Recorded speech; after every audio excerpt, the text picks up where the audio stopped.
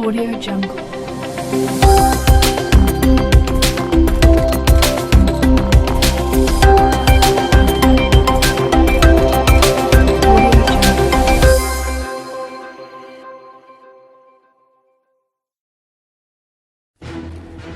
Tonight, more states rolling back school mask mandates as cases plunge, and the state of emergency in Canada. What authorities are doing about the protest that has paralyzed the capital.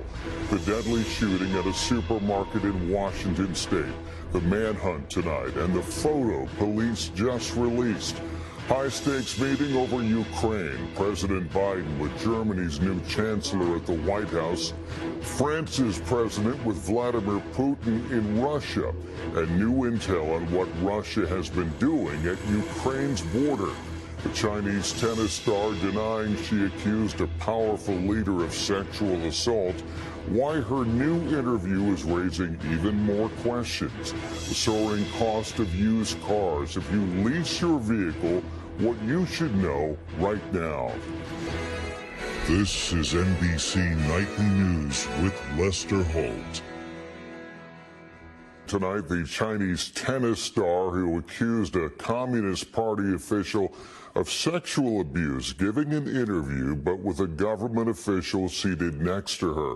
Critics say she's still not able to speak freely. Here's Janice Mackey-Frayer. Tonight, a new interview with Chinese tennis star Peng Shuai, raising new questions about her well-being. Peng telling a French newspaper her explosive allegations against a top Communist Party official were misunderstood.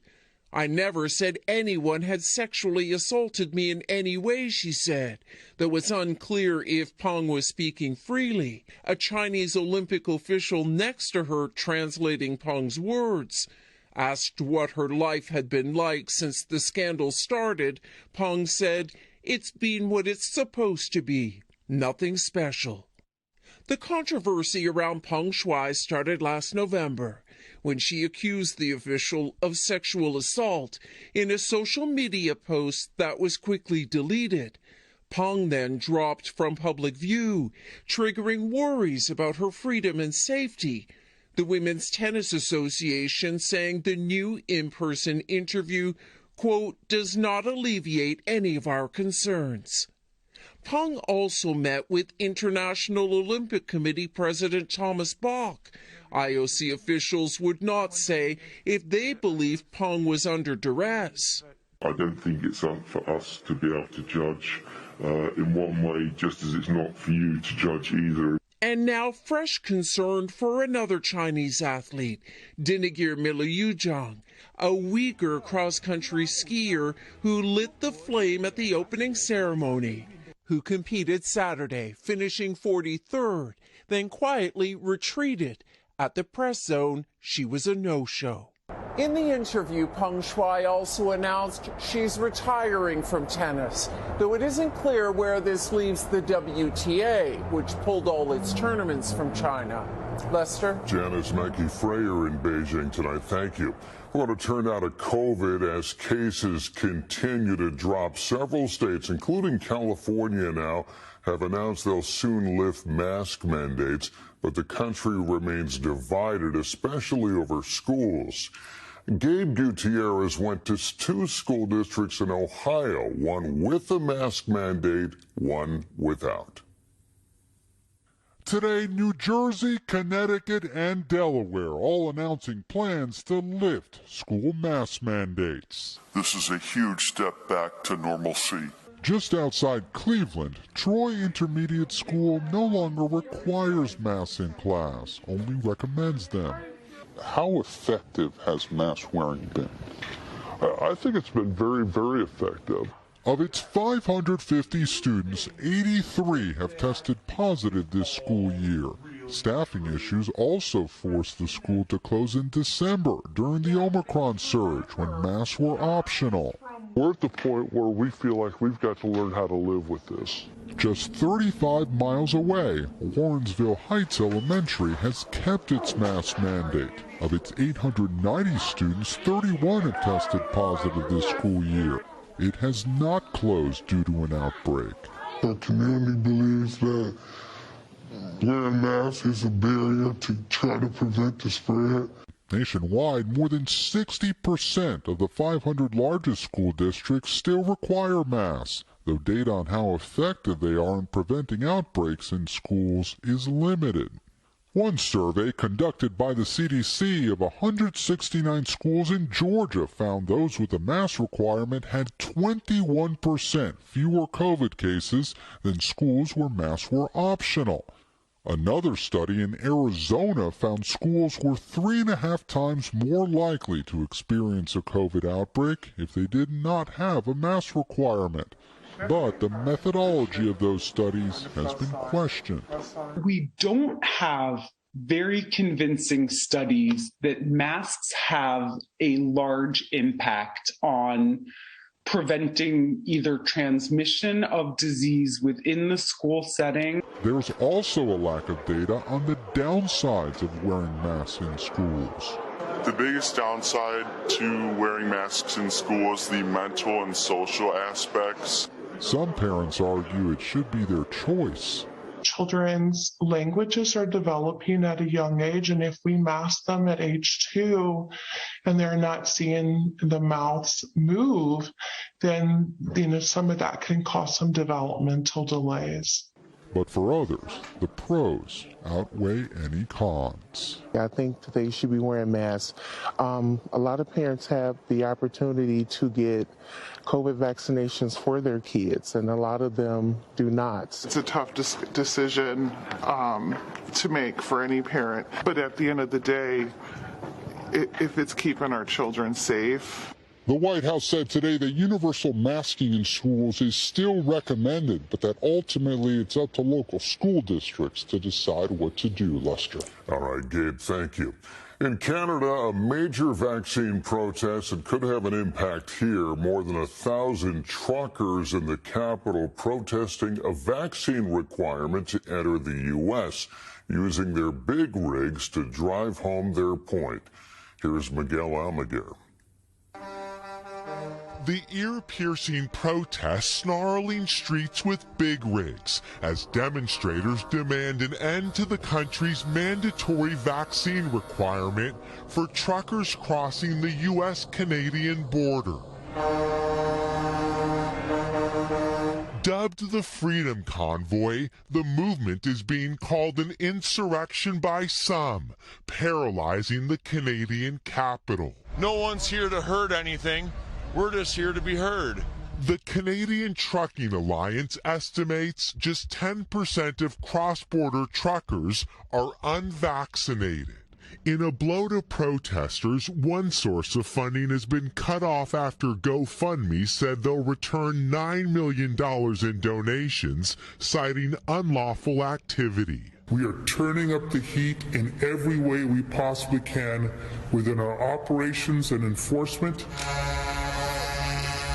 Today, a Canadian judge signed an injunction to stop incessant honking as diesel fumes frustrate residents and shop owners alike. It's difficult to breathe. You can't hear yourself think after an hour. The headache is excruciating. The 11-day protests now declared a state of emergency, with much of the city locked down in a blanket of gridlock. The mayor now asking for 2,000 additional police officers. What was initially described as a peaceful protest has now turned into a siege of our downtown area. With reports of protests turning violent, Canada's Prime Minister Justin Trudeau says there's no plan for now to call in the military to clear the streets. We're gonna end these mandates. We're gonna end these lockdowns. Sarah Chowan's restaurant is empty. The unprecedented occupation of Ottawa has a stranglehold on the economy. People are struggling to pay their bills, pay their rent. They're begging to come in for work, but there's simply no work to be had right now. For now, the White House says the chaos in Canada has not yet affected the fragile supply chain here in the U.S., but that could soon change. Lester? All right, Miguel Almaguer, thank you. A manhunt underway tonight after a deadly shooting at a supermarket in southeast Washington state. Police tweeting out an image of the person of interest from the Fred Meyer store in Richland. Investigators say multiple shots were fired, killing one man and leaving an employee in critical condition. No word yet on a possible motive. An all-out diplomatic offensive in the standoff with Russia over Ukraine. The French president in Moscow, the German leader in Washington, as a massive Russian force remains at the border. Richard Engel is in Ukraine. A senior Western intelligence official tells NBC News tonight that Russia's troop buildup around Ukraine is not slowing down. And that with each passing day, the chances of a Russian invasion go up. The scope of what Russia may do, however, remains unclear. From seizing a pocket in eastern Ukraine to a total invasion from all sides. We ask soldiers today on the front line. How could you defend against a massive Russian invasion? You have what look like ancient trenches here. Our trenches just look ancient, but in the trenches we are hidden, so we are ready to strike back enemy forces. French President Macron in Moscow today pushing diplomacy with President Putin, who again said he would not invade and praised some of Macron's proposals. While President Biden met with Germany's new chancellor, trying to smooth over divisions within NATO. Germany has so far been reluctant to define sanctions against Russia or send weapons to Ukraine. Germany's completely reliable. Completely, totally, thoroughly reliable. I have no doubt about Germany at all. A senior intelligence official tells me tonight Russian agents have tried 3 times since January to carry out attacks or start riots to create instability, all thwarted, and that now Western intelligence agencies are assisting Ukraine to identify internal threats. Lester? Richard Engel, thank you. In just 60 seconds, the Supreme Court order that could have an impact in the midterm elections and navigating this red-hot car market with prices way up. What should you do? A Supreme Court victory tonight for Alabama Republicans. They won't have to create another congressional district for black voters in this year's elections. Pete Williams is here. Pete, it's the court's first big redistricting case. It is, and roughly 1/4 of Alabama's population is black, Lester, but black voters have a majority in only one of the state's 7 congressional districts held by a Democrat. After Alabama Republicans drew a new map to adjust political boundaries based on shifts in population, a panel of 3 federal judges, including 2 appointed by President Trump, said they needed to try again and add a second black majority district. Tonight, the Supreme Court, by a 5-4 vote, put that ruling on hold and agreed to take up Alabama's appeal. So the map drawn by Republicans will be in effect for this year's elections.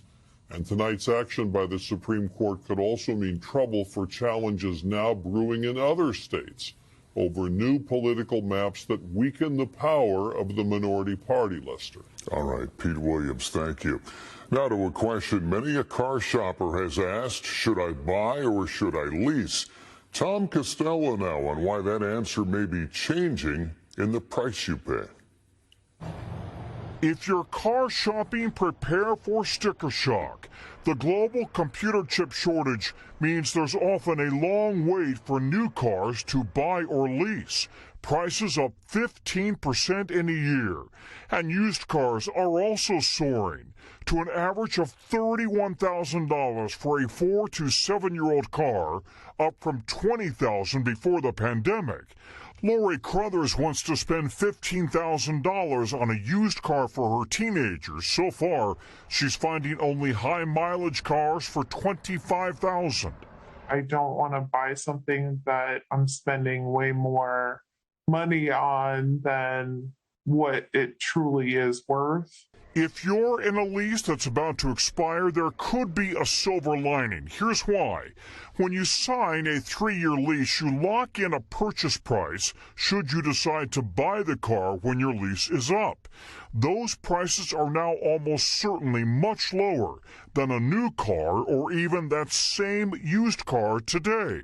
I would suggest you do buy it. Chances are it's going to be a lot cheaper than what you're going to get on the market right now. Corinne Hanshaw's lease is up this month, but with few new cars available, she opted to stick with what she has. I decided to purchase my current vehicle, and I was able to save an extra $100 a month, and that adds up. Helping to drive used car prices up even more, some lease customers are buying their cars, then quickly selling them. We have a lot of our consumers that are buying that vehicle from the leasing company, trading it in and making a profit on it. A big profit, sometimes $10,000 and more. Big money for a down payment for a new car, but be warned, you may have a long wait before that new, more expensive car arrives.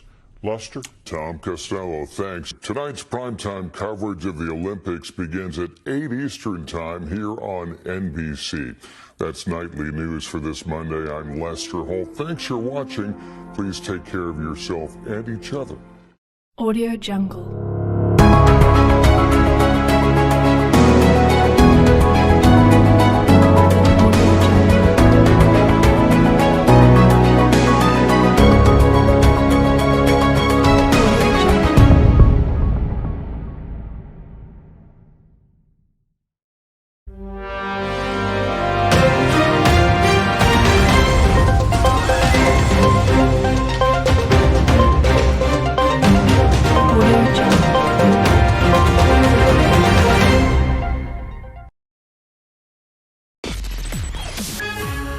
From the heart of where innovation, money, and power collide, in Silicon Valley and beyond, this is Bloomberg Technology with Emily Chang.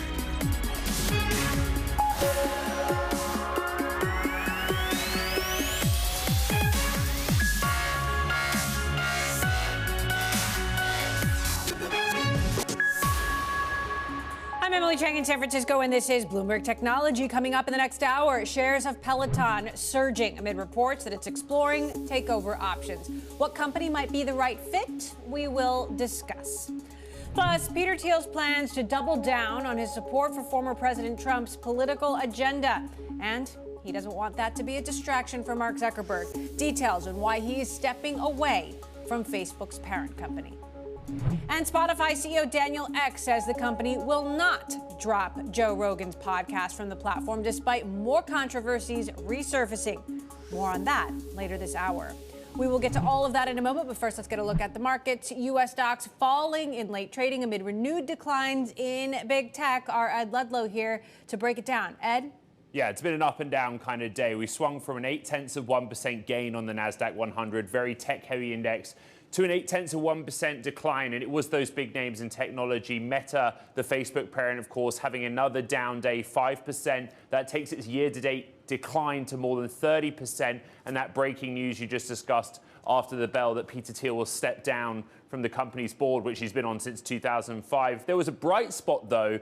It's in cryptocurrencies, and I actually want to quickly look at Bitcoin over the last 5 days or so, because it was 5 straight days of gains on the world's most valuable token by market value. You can see it's kind of sustained momentum. We're back above $40,000 per token. That stretch of 5 days of gains, because of course, crypto trades 24/7 over the weekend. For those of you that had a nice time off not looking at markets this weekend, can't speak for myself, then that's the best run of gains since September. But the big company story, of course, Peloton, rising by the most ever. Really significant gain, had been up more than 30%, but we kind of paired that throughout the day. And then there's the other players, right? Wall Street Journal reports Friday, Amazon's taking a look, talking to advisors, hasn't spoken to Peloton directly. The Financial Times, Nike taking a look, talking to its advisors, hasn't spoken to Peloton directly. And Bloomberg News reporting that Peloton is assessing its own options, but the street out there with a number of hypotheses that Disney could be a potential suitor, Apple too could be a potential suitor. You have Dan Iser-Wedbush calling for that one, but no real traction in the markets for those names that would be would-bes. Interesting. All right, Ed Ludlow, I want to stick with Peloton. According to sources, as Ed just reported, the connected fitness company working with an advisor to explore takeover options. We're told the interest is exploratory, might not lead to a deal, but what company could be a fit to buy Peloton? I want to bring in Simeon Siegel of BMO Capital Markets, who currently has an underperform rating on the company, our very own Mark Gurman, who covers Peloton for us. So, Mark, obviously, we heard what Ed just reported. Tell us, anything we know more in terms of details, whether or not this deal or a deal like this is actually going to happen. Well, of course, we know that both Amazon and Nike are taking a look at Peloton. They are weighing potential bids for the company. I think for Nike, it would make a lot of sense given that they already have a ton of athletic apparel. Obviously, that's their business. So Peloton could fit in pretty nicely, giving them a new hardware business. Obviously, they had the Fuel Band wearables several years ago. That was discontinued around 2013, 2014. So this would put them back sort of in the physical health tech space. It would give them the workout classes and would give them a brand new way to reach customers and, integrate a pretty successful brand, even though they've been taking a little hit recently in there. Amazon makes sense from the sheer amount of money the company makes. I think Amazon would integrate it heavily into Prime, make the Peloton subscription part of the Prime subscription. So you'd need to buy all of that, and that could be a new revenue source for Amazon. I strongly believe that Apple won't be buying Peloton if a deal gets done in the near term. I don't believe Apple has made a bid, and I don't believe at this point they are interested in Peloton. So I think you could rule that out, at least for the time being. But obviously, things could change, things get fluid into the future. Right, and Apple certainly never made a deal this big and shies away from big acquisitions at all. Simeon, wide range of names here. Apple, Amazon, Lulu, Nike, Disney. Who do you think would make the best owner for Peloton, and what makes sense? Nick Ray had this wide list. They're like the largest mega caps of the world. It's like take your pick. So I think Mark brings up some really interesting points, and I think the Fuel Band is a really important point that people don't really talk about, but I'm going to come at it from the reverse angle. We cover the athletic companies. I cover Nike, Under Armour, Lulu. You watched all of these brands that sell shirts and shoes enter in one way or another equipment and hardware and then pull it back. And I think what they're increasingly showing is what they want to do is they want to sync with everyone. They want to be neutral, and they want to be able to play in that world more from the software angle than from the hardware. So I would be surprised from the Nike perspective. I think like the biggest question is figuring out what value Peloton brings. And I think that what's interesting are the notion of Apple buying Peloton was floated when Peloton had its star incredibly rising, and Apple chose not to do it. I mean, is there really this distinction if we're thinking about this is going to be needle moving? How important is that price?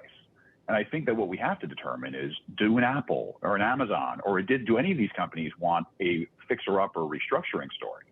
Or do they want a growth story? Generally speaking, I think we probably agree the latter. If we think about Whole Foods, if we think about Beats, if we think about the shiny, really exciting companies that these companies buy. And by the way, I love Peloton as a product. I'm a user. But I think what we're seeing is faltering demand. We're seeing a rebase in terms of what this company represents. And that's why I think right now, Peloton's best bet is probably what they've been doing. It's starting to re-elevate. It's starting to raise price rather than cut it, and start to kind of core focus on who that strong, loyal, really impressive base actually is. Right. There's no question there certainly is a big loyal user base out there, but how many new users is Peloton really going to add at this point? And a new owner isn't going to change the problem that maybe the connected fitness market is just a smaller market than some folks thought when we were in the middle of a pandemic. How will a new or a bigger company address some of these challenges? Simeon? So you said it right, a big base. It's actually not that big, right? Relative to a startup, 2.77 million subscribers is fantastic. Relative to one of the mega caps we're talking about, and it doesn't move the needle. So I think it's exactly your point. Listen, Peloton dropped the price of their bike pretty heavily and did not see a surge in demand. What that means is there's not a high price elasticity. So I think that what we are seeing is COVID was a pull forward of demand, not an expansion of it. And at the end of the day, Peloton is a fantastic company for a very niche, insulated group of people. And that people has been phenomenal. It's been bigger, it's grown faster, et cetera. But it doesn't make it on the same plane as some of these mega caps in the world.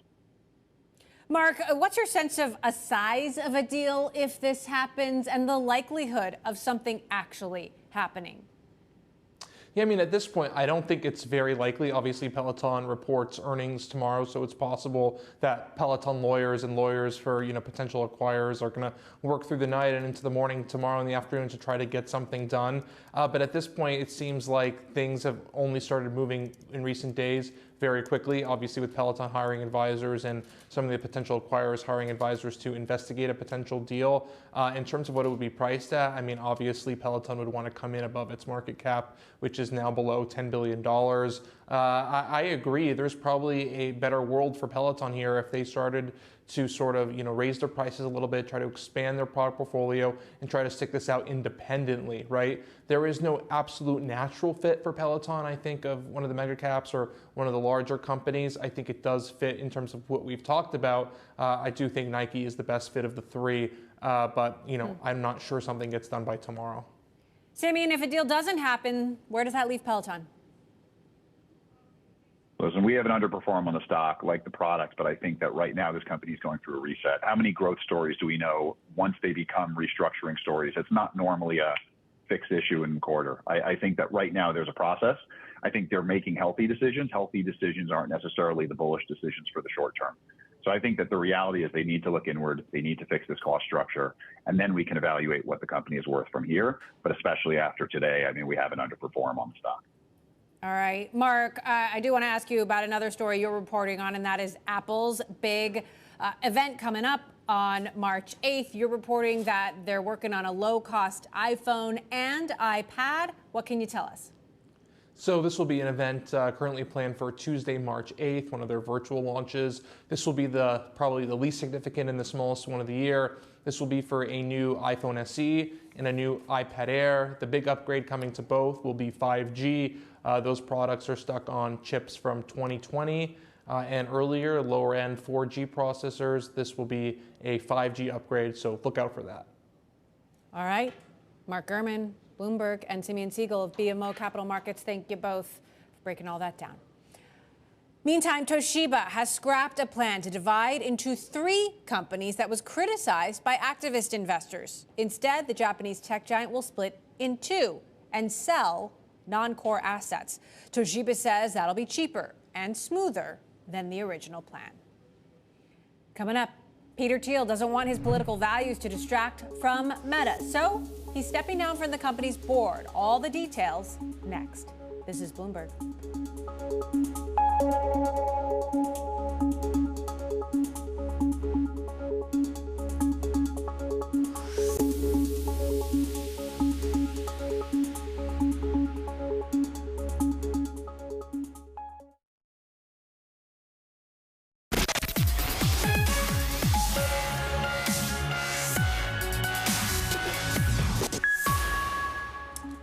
It is the end of a controversial partnership. Peter Thiel, tech investor and conservative provocateur who has advised Mark Zuckerberg for nearly 2 decades at Facebook, now Meta, will step down from the company's board after its annual shareholder meeting in May. Techonomy founder David Kirkpatrick, who of course wrote The Facebook Effect about the history of Facebook, and our very own Kurt Wagner, who covers Facebook, joining us now. So Kurt, let's start with what we know here. What do we know about why Peter Thiel is leaving now? Of course, his support for President Trump has been very controversial, but Mark Zuckerberg has at all times supported Thiel in the name of ideological diversity on Facebook's board. Yeah, so we are hearing that part of the reason he's stepping down is that he wants to, continue to push former President Trump's agenda during this upcoming 2022 election cycle, and that it would be a distraction for Facebook. Now, it's a little bit confusing only because Peter Thiel has been supporting President Trump for years, and Facebook has stuck by him during all of that time. So it's a little bit odd to, finally leave now if that is indeed the real reason. But regardless, he has been on the board for, I believe, 17 years now. Obviously, as you pointed out, a controversial relationship there between Mark Zuckerberg and him. And so whether it's to push Trump's agenda or to do something else, is very significant that at this point he's finally stepping aside. David, you know better than almost anyone, aside from maybe Mark Zuckerberg and Peter Thiel themselves, the nature of their relationship, that history, his importance or the lack thereof to the company. What do you make of this? Yeah, it's a shocking development, although I think probably a beneficial one for the company long term. There's no question Thiel was someone that Zuckerberg listened to more carefully and with more respect than almost anyone for much of the company's history, especially when it came to making financial decisions, big picture decisions. But I think that Thiel's presence has really accentuated the impression that Facebook is unduly sympathetic to the right wing. And that is the impression many have had in its failures to moderate certain kinds of content. Now, the opinion on the right is quite the opposite, that Facebook is too negative. But I think a more objective view is that Facebook has not done enough to moderate voices that are considered to be right wing. And I think Thiel has played a huge role in influencing him to be that way. Does Facebook or Meta, Kurt, still have that quote unquote ideological diversity on the board without Peter Thiel?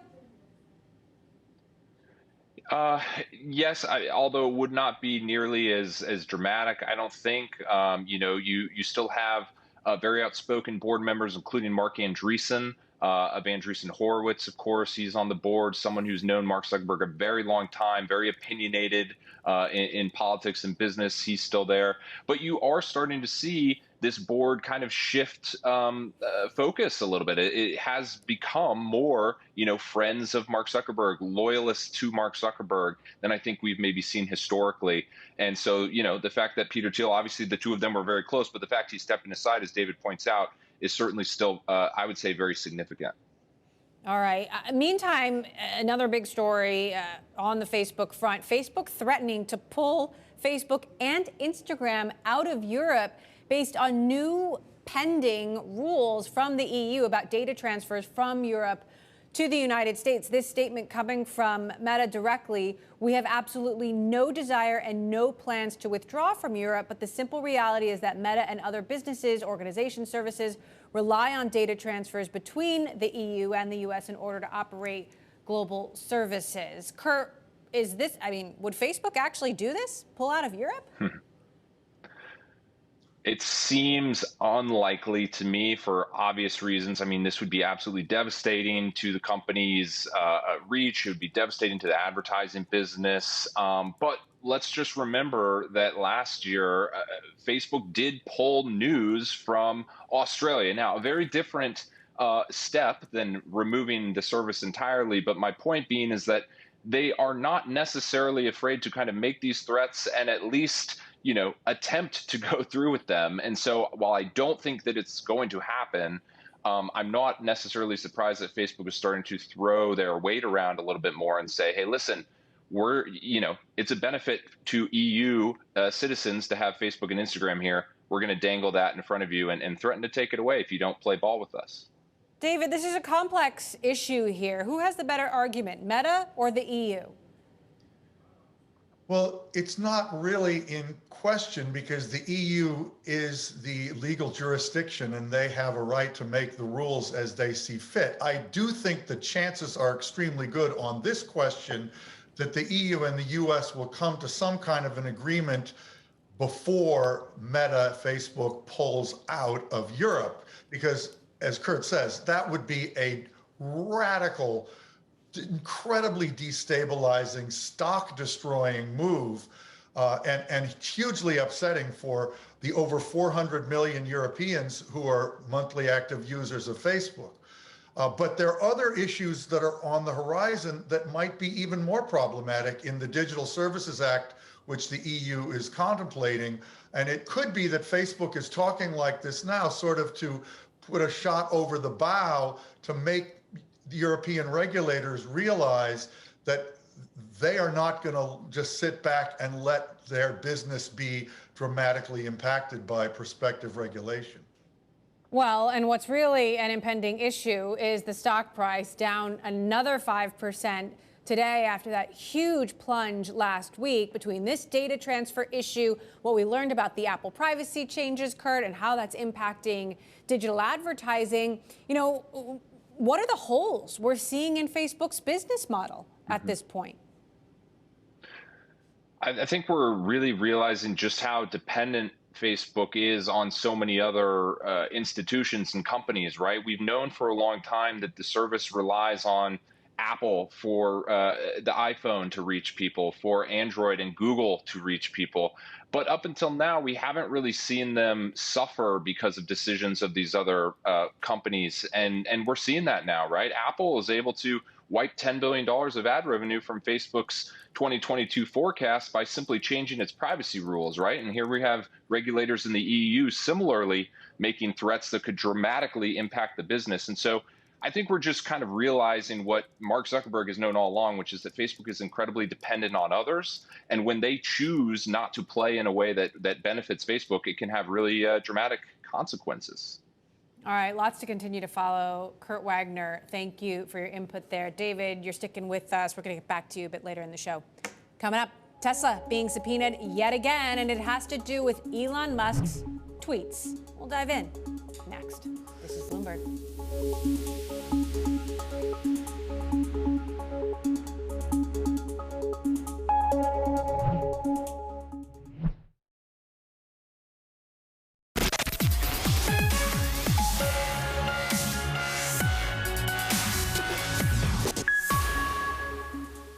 Tesla has received another subpoena from the U.S. SEC about a subject that keeps coming up.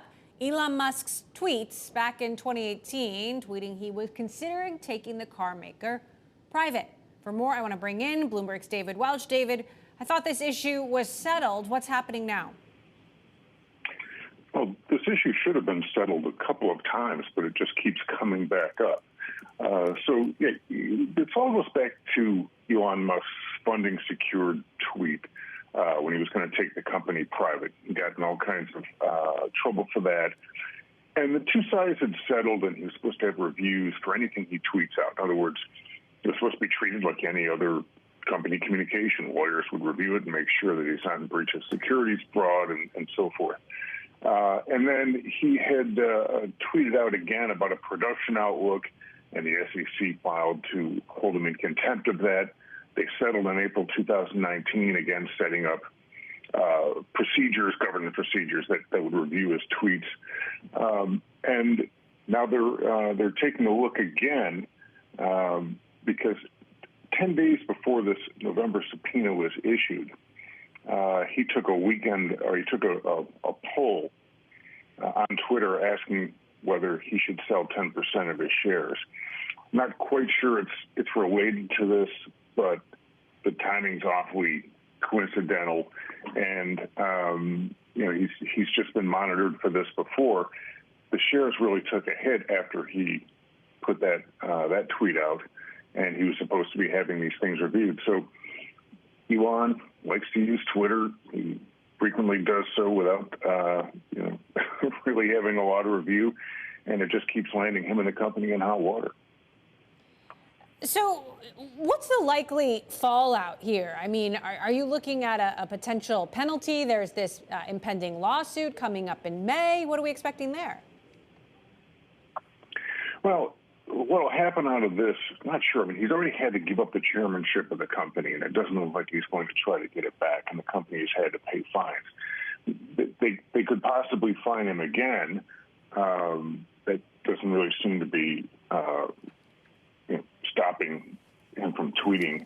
He doesn't tweet as often as he used to, but these still are tweets that are essentially material information that are moving the shares.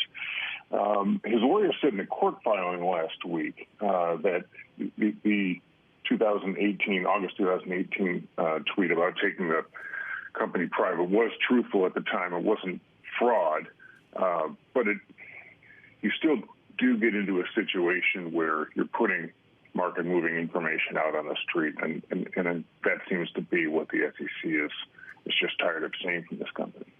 We know Tesla doesn't have a traditional PR team anymore. Elon basically speaks for himself, but any response from Elon or Tesla on this latest development yet?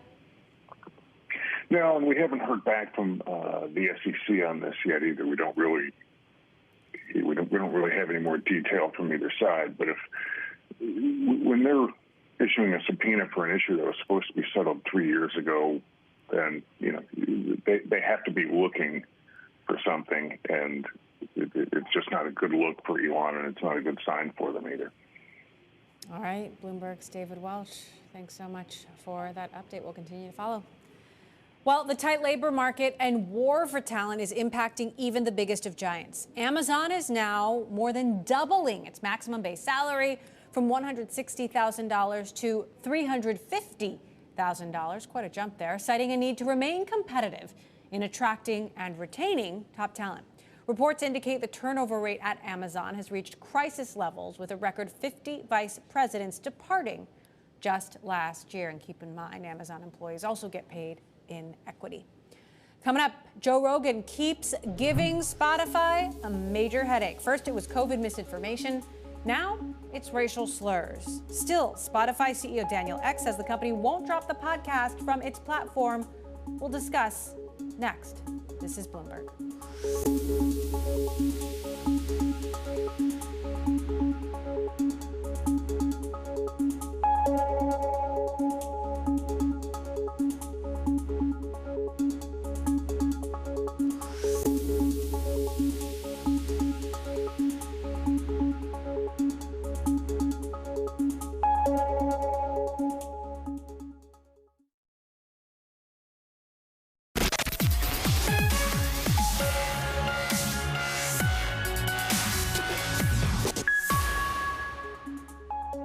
Welcome back to Bloomberg Technology. I'm Emily Chang in San Francisco. It is going viral as more and more problematic content from the Joe Rogan Experience resurfaces.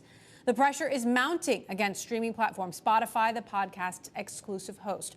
First, it was COVID-19 and vaccine misinformation, for which Joe Rogan apologized, saying he'd do better and be more mindful of his guest lineup. Then, last Friday, it was a video compilation of all the times Joe Rogan has used the N-word on the podcast. The host said this was taken out of context and apologized again over the weekend. Now, I know that to most people, there's no context where a white person is ever allowed to say that word, never mind publicly on a podcast. And I agree with that now. I haven't said it in years.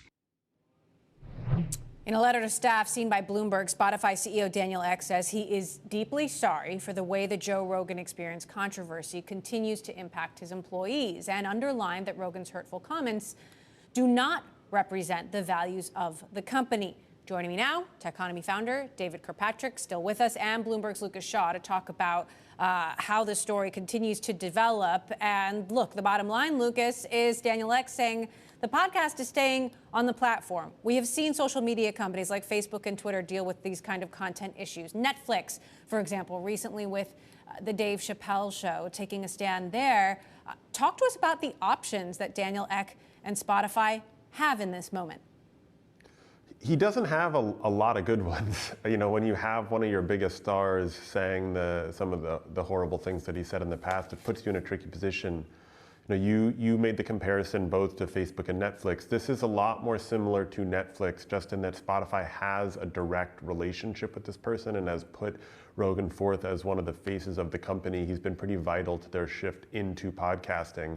And so they don't want to end that deal under really any circumstances. I think there's a world in which enough pressure mounts. You go back to the archives and find enough horrible things that Rogan has said over the years that they have to change their tune. But you're going to need, more major artists like Neil Young boycotting the platform. You're going to need a real sign that people are kind of canceling their subscriptions for Ek to go that far. I think the desire is to stay the course, but there is, of course, the option of ending the deal or trying to ban him in some way. The hashtag delete Spotify was trending on Twitter today. Are people canceling? Do we know? When they were asked on their earnings call last week, they said it was too soon to know, but they suggested that there had not been, a mass of cancellations. And their justification was that if there was some effect, it would probably be felt over a longer period of time, but we don't know yet. David, Daniel Ek saying after speaking with Joe Rogan that Rogan has reflected and decided on his own volition to remove some old episodes. What do you think of the choice Daniel Ek is making here and the repercussions? Well, so far, I don't think Ek has made much of a choice. He's basically just acted as if Spotify was like Facebook, and at least Facebook can credibly claim it's a neutral platform. That's not the case here with Spotify. I mean, Rogan's role on Spotify is quite comparable to like a host on Bloomberg or a columnist in the New York Times, making statements that are offensive. And in the case of Bloomberg or the New York Times, the publisher, the broadcaster, would bear responsibility, properly so, for the content that they have paid for and broadcast. And Ek doesn't seem to understand that that is identically the role that he is in. Now, he's saying canceling him, silencing him would be a mistake, but there's plenty of other things he could do, possibly, in my opinion, that would fall short of just getting rid of Rogan. But if Rogan had 130 podcasts that had to be removed, obviously he's a little bit of a loose cannon. Now, Lucas, in your Screen Time newsletter, you point out that other platforms are paying other people also to say outrageous things. Talk to us about how this isn't necessarily just a Spotify problem or a Joe Rogan problem. And if so, what problem is it? Well, it's a media industry problem right now. I mean, we have conversations about what prominent YouTubers who get taken down or punished or in some way for things that they say. People like Steven Crowder, people like Dan Bongino, who I believe has said he's not posting on YouTube anymore. I think if you asked some of the critics of Rogan how they felt about hosts on Fox News, they would probably hope that Fox News would exert more control over some of the things that come out of their hosts' mouths, especially as it pertains to COVID. It's not in any way to excuse Joe Rogan for anything that he said, especially when it comes to the racial slurs. It's pretty clearly despicable. But I think we're trying to figure out what is the role of these big media companies in kind of the views that they're putting out, and the very strong response it's getting from their users. Spotify's in a particularly unusual situation in that it is both, I think, a platform and a publisher, and sort of like a Netflix. It's trying to appeal to everyone, and when you try to appeal to everyone, you're likely to alienate many of your customers on a regular basis. Right, David. I mean, there is some distinction, of course, between a Spotify and a Facebook, but, ultimately, is it not much of a distinction at all? Well, there is a distinction that Facebook, for the most part, doesn't pay to have people on its site and then disavow responsibility for that. I think what we're seeing in some sense is Daniel Ek's immaturity as a leader, or his inability to really evolve as his service, successful as it is, has evolved. And he's got to think harder about what he really wants Spotify to be and how he wants it to be seen. And I don't get the feeling that he's gone through a sufficient process yet. Meantime, Lucas, Rumble, a Canadian platform, throwing its hat in the ring, offering Joe Rogan a $100 million deal over 4 years to bring all of his content there. No censorship. Will he go for it? Not unless forced to for some reason. I mean, this has all the hallmarks of a publicity stunt. Rumble has gotten attention for being an alternative platform for kind of some of these right-wing talking heads who have been in one way or another banished by the mainstream media. David brought up something that I'm kind of curious about. We're drawing a distinction between Facebook and Spotify because Spotify has paid Joe Rogan and Facebook generally doesn't pay content creators. And I think it's obviously a very valid distinction.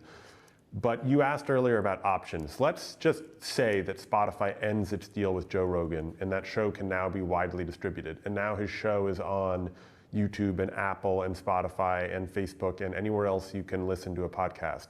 I'm not entirely sure what that solves beyond having the direct relationship between Rogan and Spotify. So it seems to me sort of why Rumble is tossing its hat in the ring here. One of the options is that Rogan continues to do what he's doing, and another option is that pretty much all the major platforms decide that they don't want to be in business with him. David, your reaction? Well, I think one possibility would be they could review his podcast before they air. If 130 episodes had to be removed, he's obviously said a lot of things that are offensive to a lot of people, but there's no reason why they couldn't take the interim step of at least saying publicly, we are going to pay more attention to what's said on this show before it airs. I don't know why Spotify wouldn't do something as minimal as that. All right, fair enough. Thanks for the debate. David Kirkpatrick, Lucas Shaw, thank you both. We'll keep watching this one. Coming up, the bet on the metaverse. We're going to speak with Domain Money CEO Adam Bell about their metaverse strategy and what kind of innovations we should expect in tech. This is Bloomberg.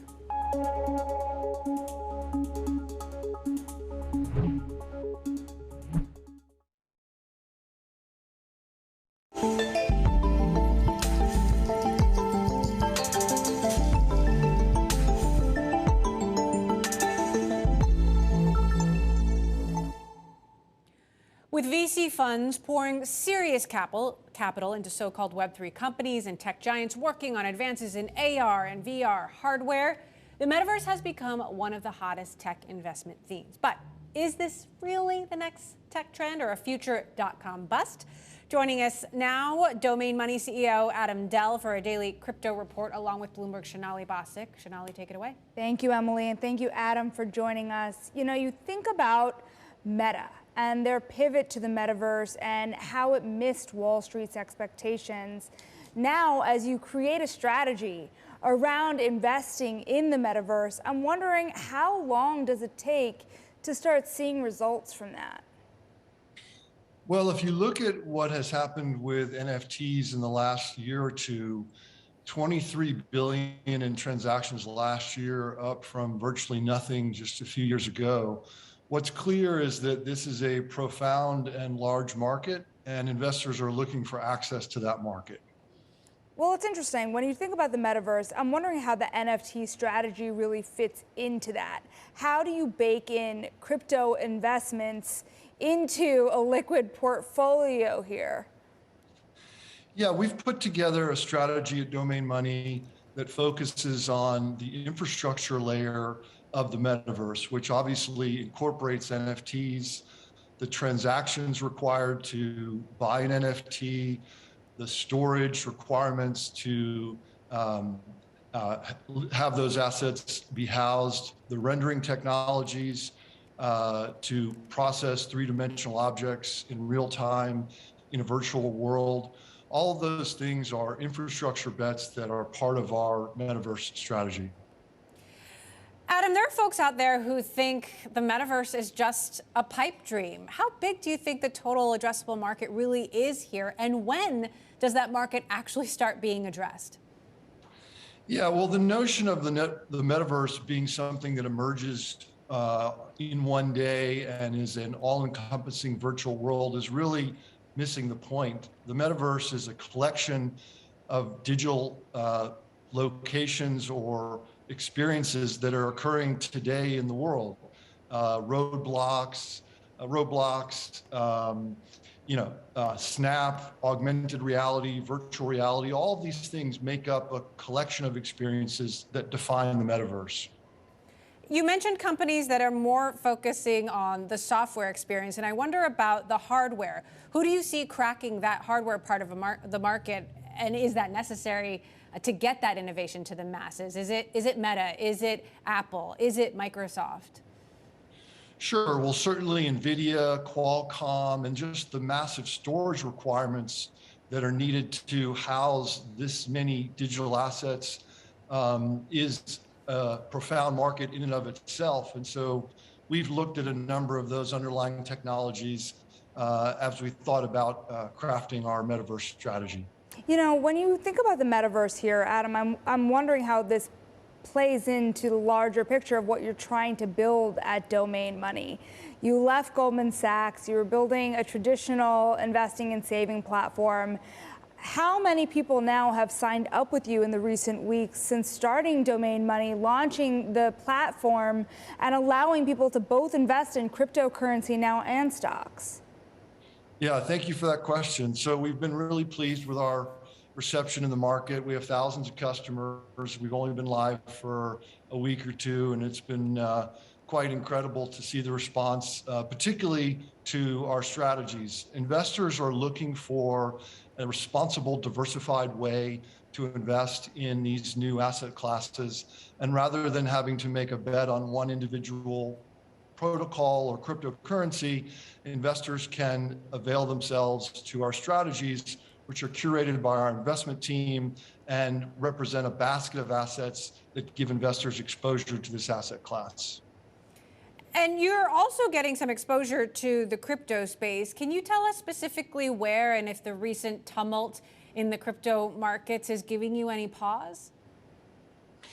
Well, the short-term volatility in this market is to be expected. What I think is more important to focus on is what is happening in the blockchain ecosystem.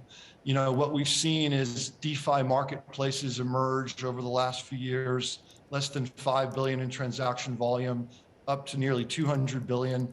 That's not speculation. That's investors, that's dollars being placed into a market to appreciate yield, to lend or to borrow.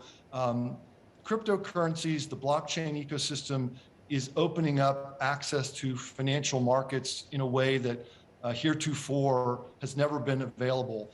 And that's a profound shift in the way financial services work. We think blockchain technologies represent the operating system of finance. Mm-hmm. And so we're very excited about the future of these technologies despite the current market tumult. You know, I think about DeFi and how many companies in the last couple of months have pitched me their own DeFi strategy from traditional finance. And having now kind of worked with both, do you think tried and true financial players are going to be able to become DeFi? Well, there's no question that the large incumbent financial institutions are going to embrace blockchain technologies. In fact, they already have. I'm reminded of the comment that Jamie made at JP Morgan Chase about crypto in general. And now, of course, JP Morgan has their own coin. And so it's very clear that the large investment firms are moving into cryptocurrencies, moving into blockchain technologies. And the thing that I am quite interested in is if you look at the developer community, the engineering efforts that are going on behind the scenes, it's really hard to find a technology startup that's focused on financial services that isn't embracing blockchain technologies. Right. And that ought to tell you something. And Adam, what does this mean for the war on talent here? You hear the banks and you hear also crypto firms just really needing engineering talent here. Is it getting really competitive? And I say that as somebody who just hired from Bridgewater, 30 people from Goldman Sachs. Where are you getting your talent? Well, we've been very delighted by the quality of the resumes that are coming over the transom. We have a number of job openings at Domain Money, and so encourage people to check those out on our website. But yes, your point is well taken. It used to be that the large banks had to just contend with the Googles and the Facebooks of the world for the talent war. Now there's a whole new wave of DeFi entrants that are stealing quality candidates away from even the Googles and the Apples of the world. And so there is absolutely a talent war happening. But it's interesting. I was asked to give a talk at Harvard a few weeks ago and was amazed at the number of people who plan to go into crypto after they graduate. You know, the wave is absolutely a large one, and I think it's early days for this market space. We have really yet to see the best implementations of blockchain technologies. They are yet to come. All right. Adam Dell, CEO of Domain Money, thank you very much, along with Bloomberg's Sonali Basak. Coming up, Netflix is realizing just how profitable Korean content can be, and they're hoping their new shows in 2022 can match the success of Squid Game. We'll discuss how next. This is Bloomberg.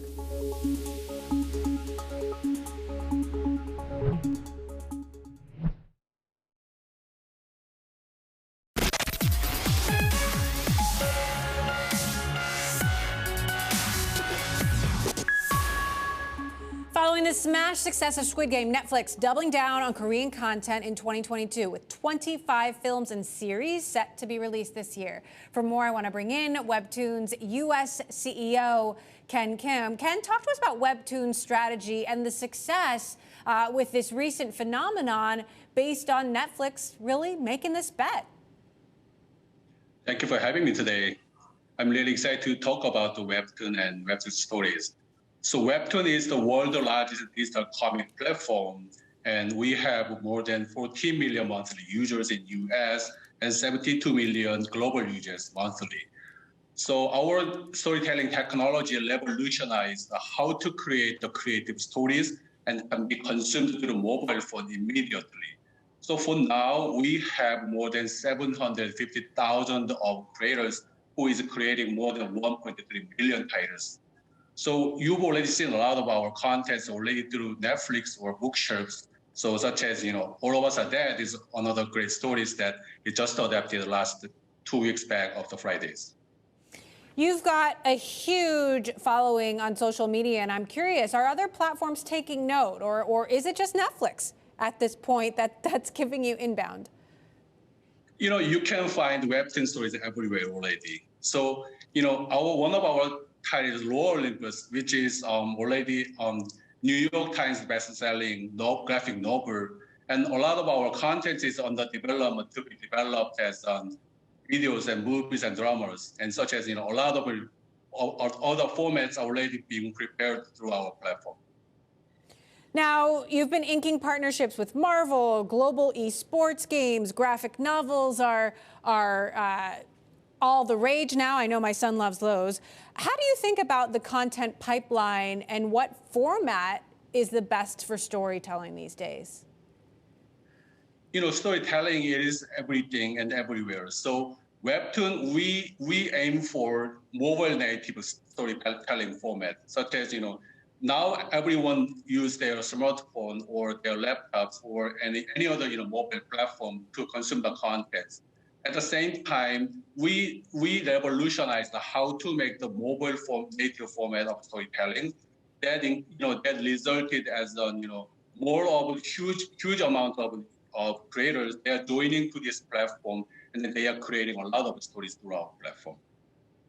Talk to us about the creators and how much they get paid. How do you see Webtoon standing out on this note, given that that's where the storytelling originates, right? Of course. There are a lot of range of success of creators within our platform. The biggest earning of the creators of last year was over $12 million.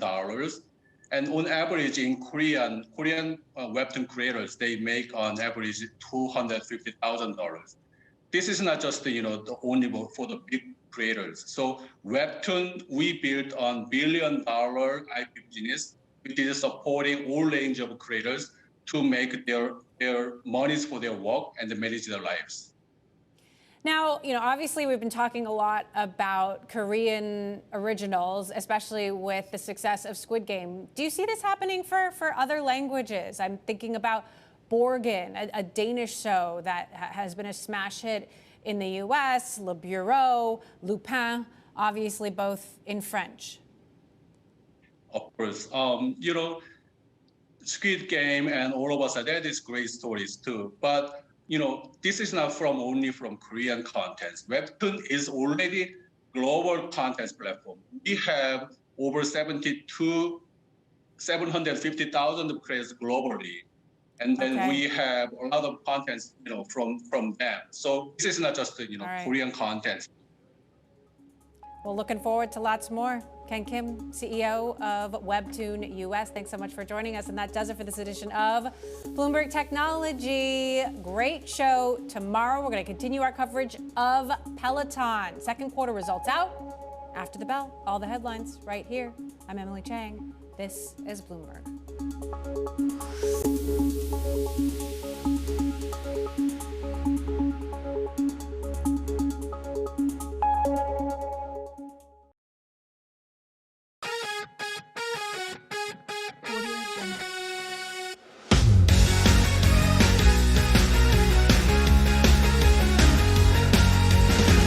Rice was West Ham's hero when he saved the club from elimination in the FA Cup to National League North side Kidderminster.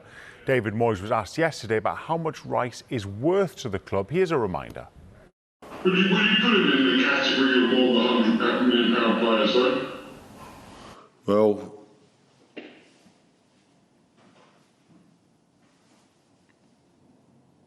yeah.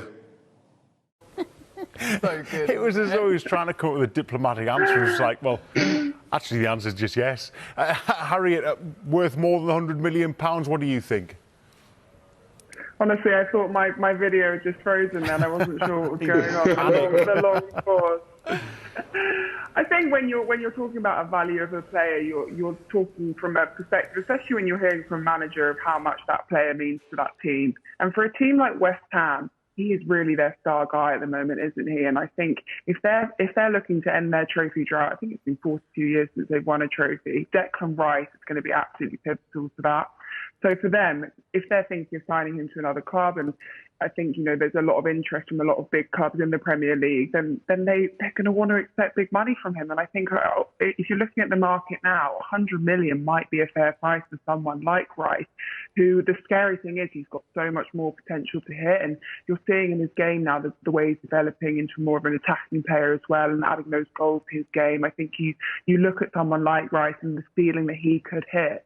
And for West Ham, they're going to be wanting big money for him. And I think it's funny that Moyes has previously said, 100 million was the cheap price that you could have got for him in the summer, and you've missed out on that. So that they're going to be wanting maybe upwards of that now. And I don't think that's too unfair, looking at the market and looking at the amount that he means to West Ham at the moment.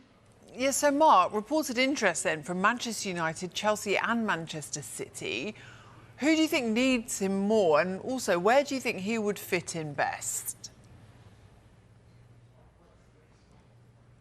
Mark? Sorry, I was going to do a David Moyes there. But Wow. Everyone in the gallery was probably thinking, what's going on?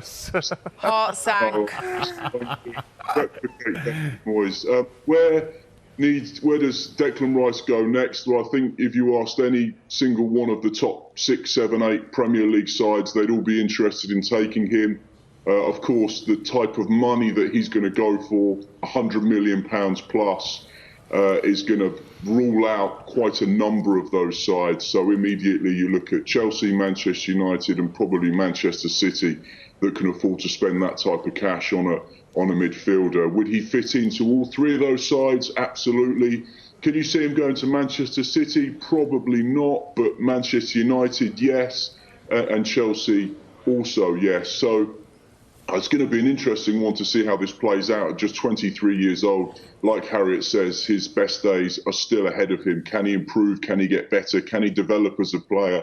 Absolutely. He's got so much class and potential. And the one thing I love the most about Declan Rice is not just on the field how much he contributes, but how much he contributes off the field to the community, to social media.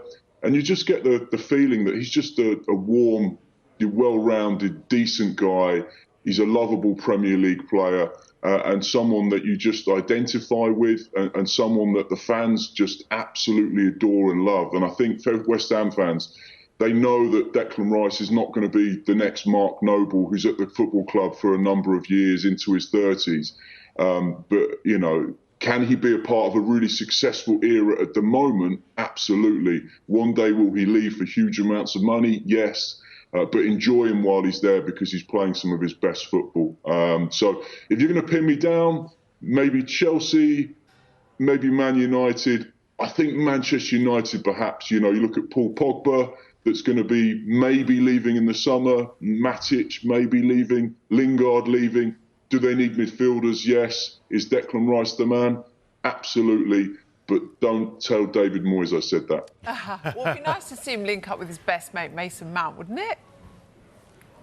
No? Yeah, absolutely. Okay. We've seen that bromance on social media. Let's take it to the pitch as well. Well, Harriet Moyes says that he could be a future England captain. It's quite hard to disagree with that. But then there's a lot of people who say, oh, well, he can't achieve everything he wants to achieve at West Ham. Is that fair? I think you need to look at the player and ask him. Someone like Declan Rice, I think he's an ambitious player, and he's clearly an ambitious person, and I think he comes across really well, like we've mentioned, on and off the pitch. He's clearly a character and someone that has strong intentions. And is he going to fulfil everything he wants to in his career at West Ham? I'm not entirely sure. I think if you're looking at a 23-year-old who's developing to the extent that he is and at the speed he is, he'll want to be playing regular European football and in the Champions League ideally, and he'll be eyeing that up, I think, for next season now. And yeah, West Ham probably aren't going to be consistently winning trophies over the next few seasons. Does he want to be part of that rebuild and then to build a team around him and him be that star and that focal point? Maybe. I think more likely that he'll want to go to one of the bigger hitters and so that he can consistently be winning silverware, because that's the kind of caliber of player that he is. And I don't think anyone would begrudge that. And I think West Ham fans, like we said, will have to enjoy him while he's here, because I think this could be the last season that they see him. But he's definitely a rising star. There's definitely potential for the captaincy there, and his leadership on and off the pitch is already evident at such a young age. So it's an exciting time and for him as a player and to see where his career takes him.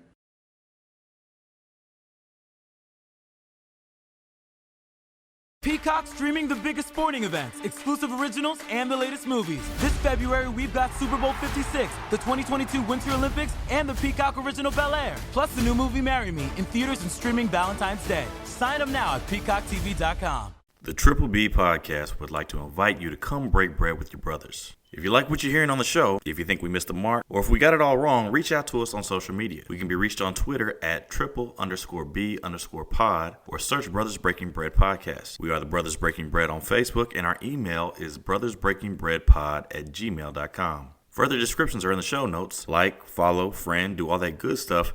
And please never forget to break bread with your brothers. How y'all doing? We out here chilling in the spot. What up? How y'all doing? We out here chilling in the spot. What up? How y'all doing? We out here chilling in the spot. How y'all doing? We out here chilling in the spot. What up? Hey, what's going on, y'all? Brothers Breaking Bread Podcast in the house. Hey. We're having a little pop up.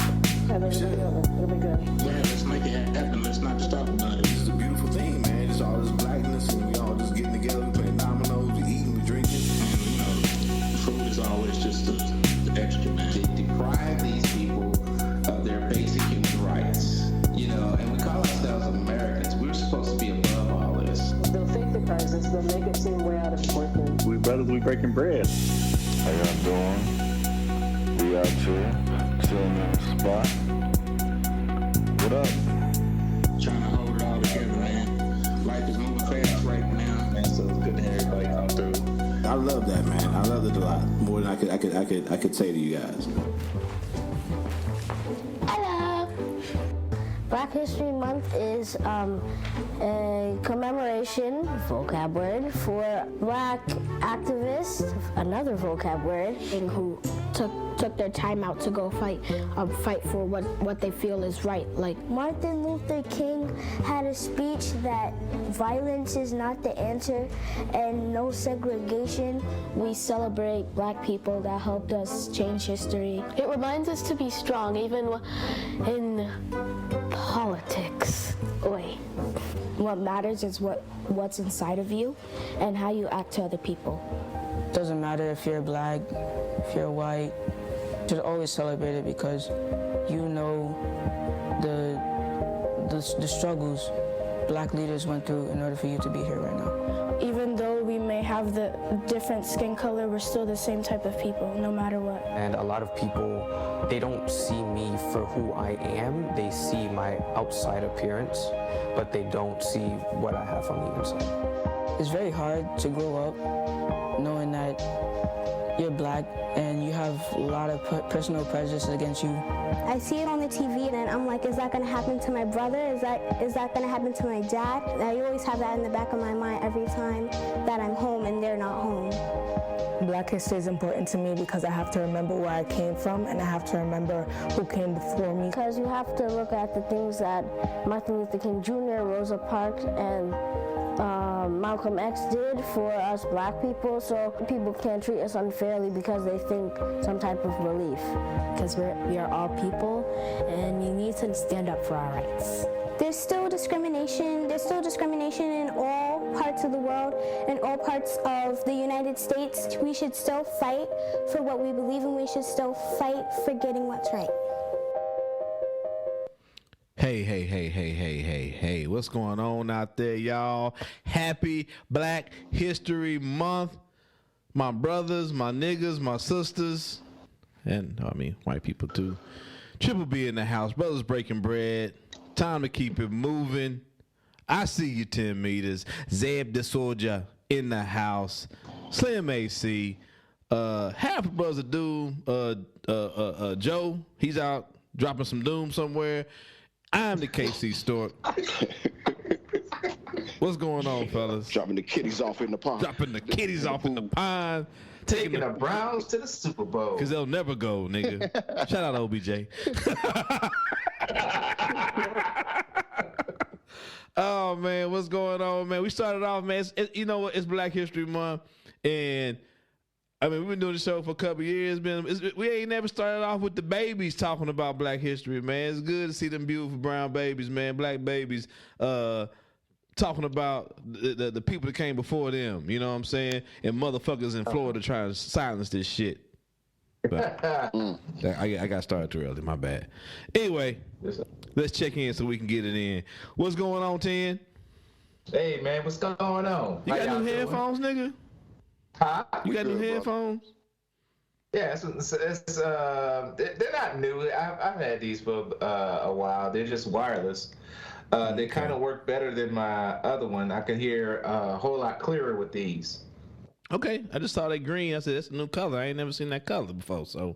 Oh yeah. I had these. I had these for a while now. For I want to say about a couple of years. All right. What's up, Pimp? But oh man, I'm okay. I'm doing all right. I guess work is work.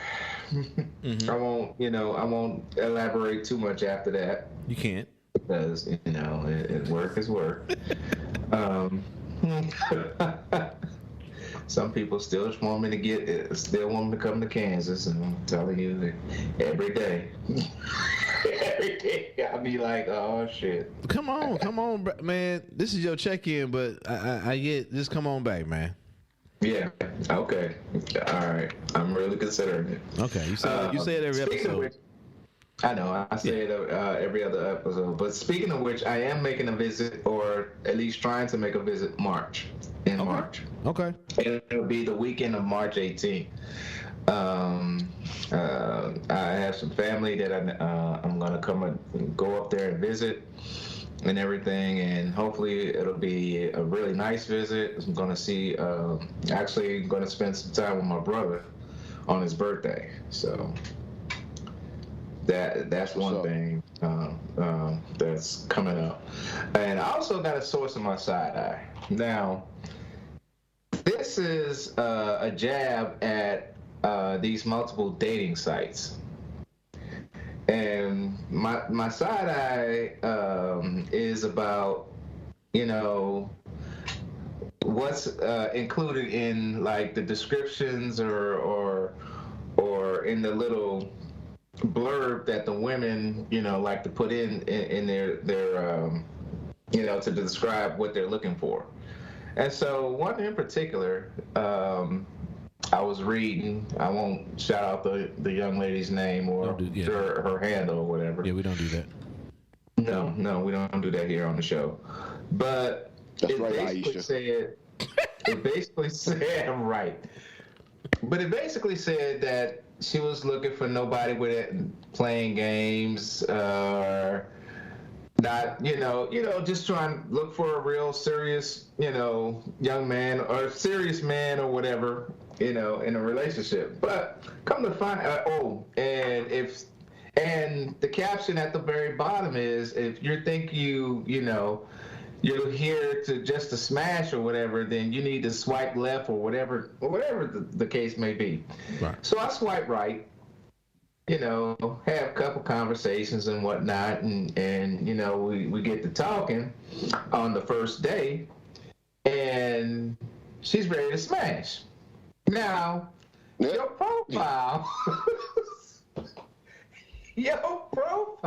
says, if you're looking for just a smash, then you need to swipe left or whatever swiping it, Nigga, she ain't looking to smash. She ain't looking to smash no lames. Is that what it is? No. That's her rule for the men. That's not her rule for herself. Yeah. Oh, that too. Get it? So it's a double standard. I don't know if it's a double standard, Correct. but like, nigga, if she deem you worth, nigga, hold on, nigga, why are you complaining? That,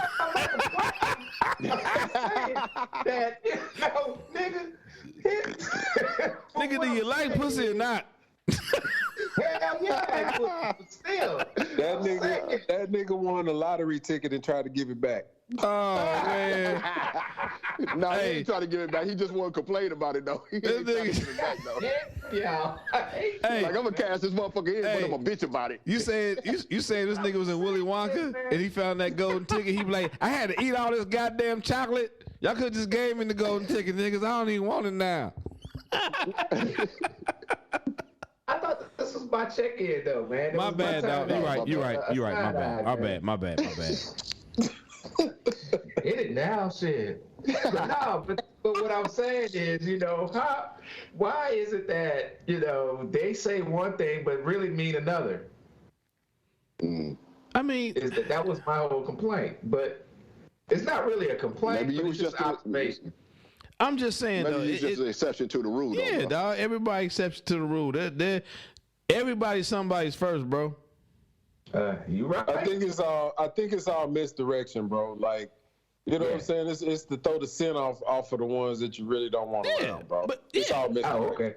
okay. But also though, like out there, like niggas is thirsty. You don't want niggas just popping up saying you ready to fuck. Like, she might be like, okay, this nigga cool. He's spitting a little of that Southern boy charm, that little Southern boy game. Hey, nigga, the panties off. What's up? I'm gonna leave the door open. Oh well, I'm coming in. You gonna leave the door open? I'm walking in. Okay, but she didn't want. Obviously, she didn't want no grapes though. No, she didn't want no grapes. Okay, that's the last time I say that. She wanted raspberries. Ooh, you wanted like that or like real raspberries? Nigga, what? Wow. She wanted both. Okay, but you good though? So I'm good. Everything. Hey man, everything is good down here. Everything is great, and I'm glad I am with my niggas. All right. So what you're trying to say is you smashed though, right? I'm joking. Anyway, that's a gentleman never talks. Anyway, my bad. What's going on? What you say? I say I'm no gentleman. Okay, that is true. Hey, what's going on, man? What's going on? Pass it on.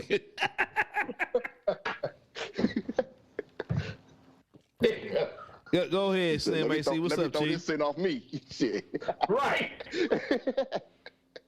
Is AC there? Did he leave? No, I'm here. Go ahead, sir. Yeah, man. So all good on this end. No side eyes this week, man. What? No, I wanted to kind of, just check in and holler at Zeb and Joe and give them a shout out during my check in, man. You cats made my day today, man. Oh yeah. I asked them gentlemen to send me some of their artistic work. They sent me some, and when they sent me some, it actually, knocked the pause in me, and I had to rewind a couple of the tracks like 4, 5, 6, 7, 8 times, man, just to hear what you guys was putting out artistically, man. Shit is dope, man. So, appreciate that, bro. Appreciate it. Shout out to you two for, feeling comfortable enough to share that with me, number one, and, be open into whatever critique or listening that I had on it, man. But no complaints here, man. I appreciate that on that front, man, for y'all letting me just bend my ear to some good, artistic work. So I appreciate that, man. Always. Yeah, man. I'll speak for Joe since he's absent at the moment. He'll be in a little bit, but yeah, man. Hey, dog, we appreciate that feedback. And I mean, shit, bro, that's what it's for. You know what I'm saying? We ain't making to keep it to ourselves, and we ain't, or at least I speak for myself at this point. I never really did anything much with my project, so it's always good to hear some feedback, man. So appreciate it. Much love. No doubt. Other than that, man, on this end, your boy's doing good. I guess really is not a side out, but just down here, the weather's changing, so the motherfucking city is shut down. Of course. And I mean, the people up north, me living in the Midwest for 10 years, just to see the comedy of Houston with it being 28 degrees, and nigga, it was literally 28 degrees. It rained for like 3 hours. It froze up for like maybe an hour and a half, and nigga, we had a snow day. Fuck it, take it. Shit, no, nigga, I didn't have a snow day. The rest of the city had a snow day. You said I didn't have a snow day. Nigga, I work at retail, nigga. I'm going to work if the asteroid hit. Rain, sleep, right. Oh, this asteroid about to wipe out the Earth. It don't matter, nigga. Show up. Hey, nigga, the asteroid about to hit. It don't matter. Hey, y'all opening the stuff? Okay. So other than that, man, it's all good over here, man. Just doing the same things, just living and trying to do better every day, bro. Good shit, man. Good shit. That's some good shit, man. That's good shit. Zeb the Soldier, how are you, my friend? Oh man, I'm good, bro. Just I'm good. Just finished eating and feeling good. Oh well, number one, I need to send out my most sincere appreciation and thanks to our own LL, Lady Lavender. Yes. For the advice that she gave me I think that was last week. Yes, sir. I have been experiencing some really severe migraines every time I consumed anything alcoholic, and she gave me some words of wisdom about some possible ways to alleviate that situation. And so far, so good. Shit's working. That's awesome, man. So I appreciate that. Yeah, I ain't had a migraine, since. So let me find some wood real quick. Oh, yeah. Right. You know what I mean? So go ahead. I was gonna ask. So you were a little bit premature on your retirement, like Tom Brady was. Oh, my retirement? Yeah, no doubt. Yeah, definitely. I was way premature. You know what I mean? I was like too short about 15, 20 years ago when he retired the first time. You know what I mean? Right. And 20 years later, he's still doing it. So. Right.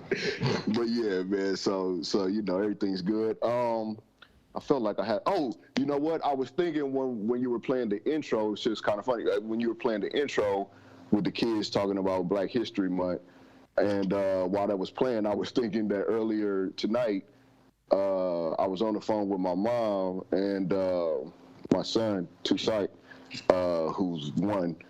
I don't do all the months and shit. He's one. Thank you. He has a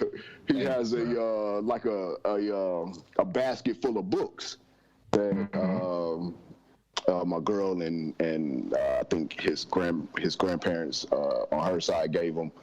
And I don't even really know what books is in the thing, you know what I'm saying? But he's been showing more interest in them lately. And tonight, I was on the phone with my mom, and he was messing with the books, and he pulled one out and came over to bring it. She was like, "Oh, he wants you to read him a book or whatever."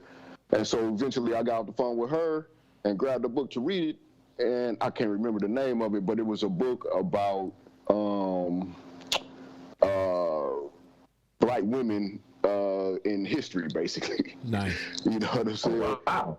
Yeah, you know what I mean? It's a little kid's book, so it was, you know, just real short, just a couple, you know, like I think one of the ladies was Maya Angelou, and you know, it was like, you know, she helped people with her words or something like that. You know what I'm saying? Right. But it covered like Maya Angelou, Josephine Baker, Oprah, fucking Ella Fitzgerald. One of the women that was the focus of that one movie about how they helped send some Americans to the moon was a Hidden Figures. Yeah, one of the ladies from that situation. You know, so you get the gist of it. Yes, sir. But yeah, so you know when you was playing that earlier, because it didn't even register, like, you know, that in Black History Month, out of all the books that he pulled out of that basket, he pulled that one. You know what I mean? Wow. So I think that's pretty dope. But yeah, man. So you know, other than that, everything's good, man. You know, we chill. I see Lil Tucson doesn't have any problems with critical race theory. Nah, it doesn't seem. And he's half white. You know what I'm saying? Yeah, I'll just put that out there. He doesn't seem emotionally distressed by it. You know, I'm gonna keep a close eye, though. We doing the independent study for Brothers Breaking Bread. I don't want to burden his soul, half of his soul at least. You know what I mean? So you know. Well, that's good shit, though. I know you said on the show many times that you and your lady read books, man. So that's good shit, mimicking mom and dad's behavior. So definitely love it. Oh yeah, that's much. Yep. Yeah, much love with that, man. That's good to see the younger generation kind of mimicking positive vibes from, you know, their parents and you know, putting it out there. Yep. Good shit, man. Yes, sir. Yes, sir. Young Stork, how you feeling? I'm good, Chief. I think we skipped Joe, but Joe can go last. That's fine. I'm good, man. He back? No, he back. No, we good. No, Joe can go last. Okay, we gonna change it up for Black History. I really ain't got much to say, man. I don't know if it goes under the Archie Bunker nigga book or the Side Eye book. So this morning, there's a quick trip, you know, right on state line on the Missouri side. So if you know, so the listeners can know, in Kansas, they have quick trips, but they can't sell hard liquor. They only sell beer. They just recently started selling full strength beer in Kansas at quick trips, gas stations in general. And for y'all who don't know, a quick trip is a gas station here in the Midwest area. But on the state line, on the Missouri side of things, you can get everything you need to get you right. That's right.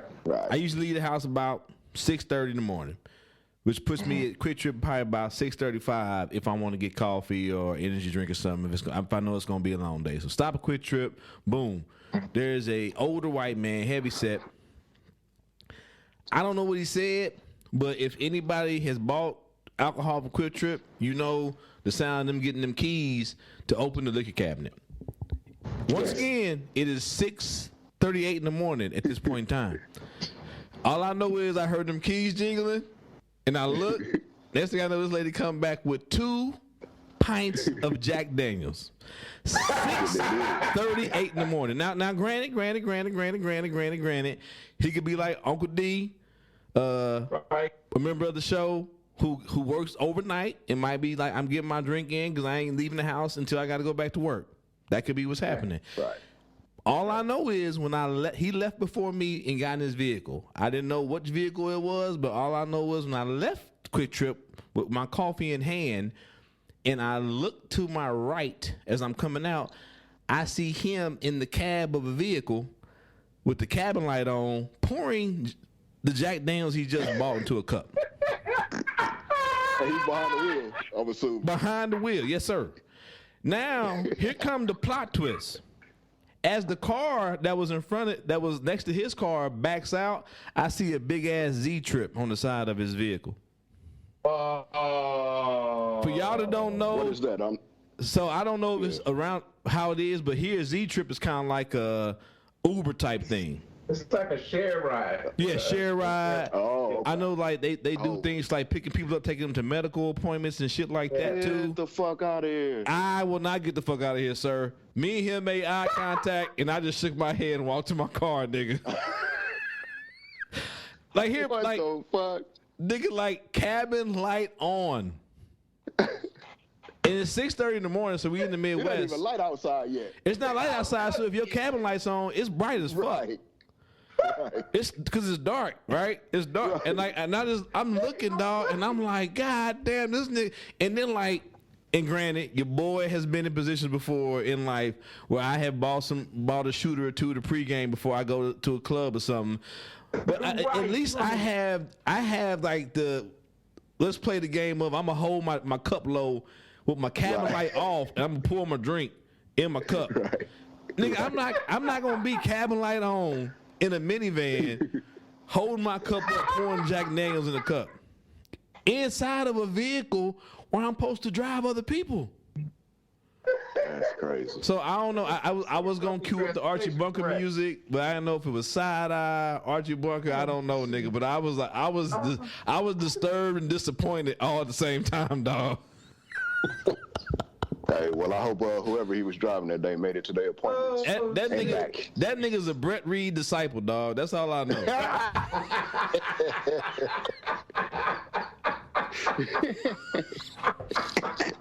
That's all I know. And this is check into. No little girls was harmed that day. I hope not. Hey, I look on the news and I see a Z-van flipped over and a fat bearded white man hanging out the side of it. I'm like, yep, that was that nigga. Yep. And then we talk about in the pregame. Shout out to my homie Joe Jeff. I have put some energy out there in the atmosphere that was not positive.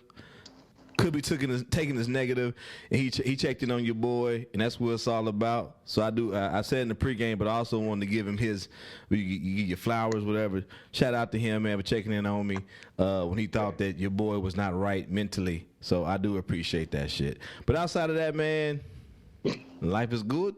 Life is good. And also, don't stay away from Z-Trip, y'all, if y'all in Missouri. No doubt. I'll pass it on to Joe Jeff, man. How you doing, Chief? Man, I'm good. Can y'all hear me? Yes, sir. Yes. Yes, sir. Okay. Yeah, I was trying to chime in earlier. It wasn't working. Man, I ain't got much to follow that, man. That's some exciting stories right there. I was the beneficiary of a few of those snow days that AC was talking about. And so got a chance to do some adulting. Okay. You know what I'm saying? You know, did some work on some bills and that type of thing. So I mean, it was a productive week, even though we weren't in school. Gotcha. So I'm sure it's a much deserved break. Absolutely. So I do have a side eye. Ooh. Of course you do. The white folks came for your dog? Nope. Okay. Niggas who look a gift horse in the mouth. Oh shit. Talking about 10? 10 meters. Wow. This might be the first ever check-in side eye. Right, exactly. Photo side eye.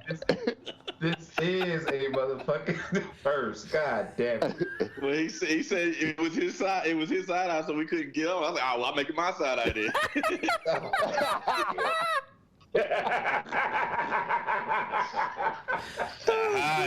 That's that trap card. You gotta reverse that shit. Oh shit. You don't get whipped by the pussy, you whip the pussy. That nigga just played a game of Uno and you reverse back to you. Reverse, draw four, reverse, skip, reverse. Oh shit. That's crazy. Did we lose Joe? What'd you say? Did we lose Joe? No, he's there. You still there, man? Can y'all hear me? I know he said it's. Yeah, we can hear you. Oh, we can hear him. There you go. Oh, he's going in and out, huh? Yeah, I think he having some technical issues. Am I? Now I we hear you believe now, so. bro. I don't know what to say. Oh, I hear you. I hear you. But you're coming in and out, I think. Nah, I think he good. Say something.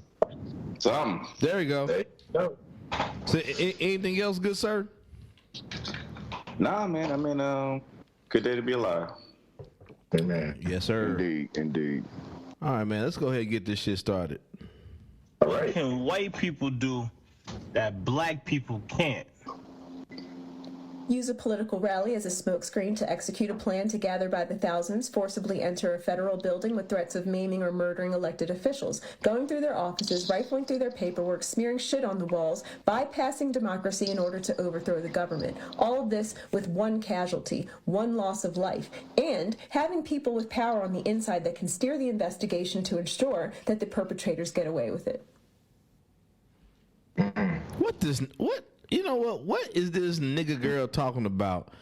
It is clear as GOP chairman Ronna McDaniel said, this is nothing more than legitimate political discourse. I don't know what she's talking about. And then that person that died was a patriot. That Bobbitt, I don't know what that lady's name is. I ain't got time to remember that bitch's name. But she's a patriot. That's what I've been told. She was killed unjustly, even though she was shown breaking into the Capitol building. Yeah. This is all lies. All lies by black people because it's Black History Month. We gonna get on to this nigga Brian Flores. I guess he black with a Mexican name. We gonna get on to this nigga later on. This should have been the sellout episode. It would have been pretty good. Yeah, it would have been pretty good. Yeah, we got that in the back pocket. We're gonna have to execute one. I don't know. Sellout episode. Do that shit in the middle of Black History Month. Yes. No, that would be a hell of a plot twist.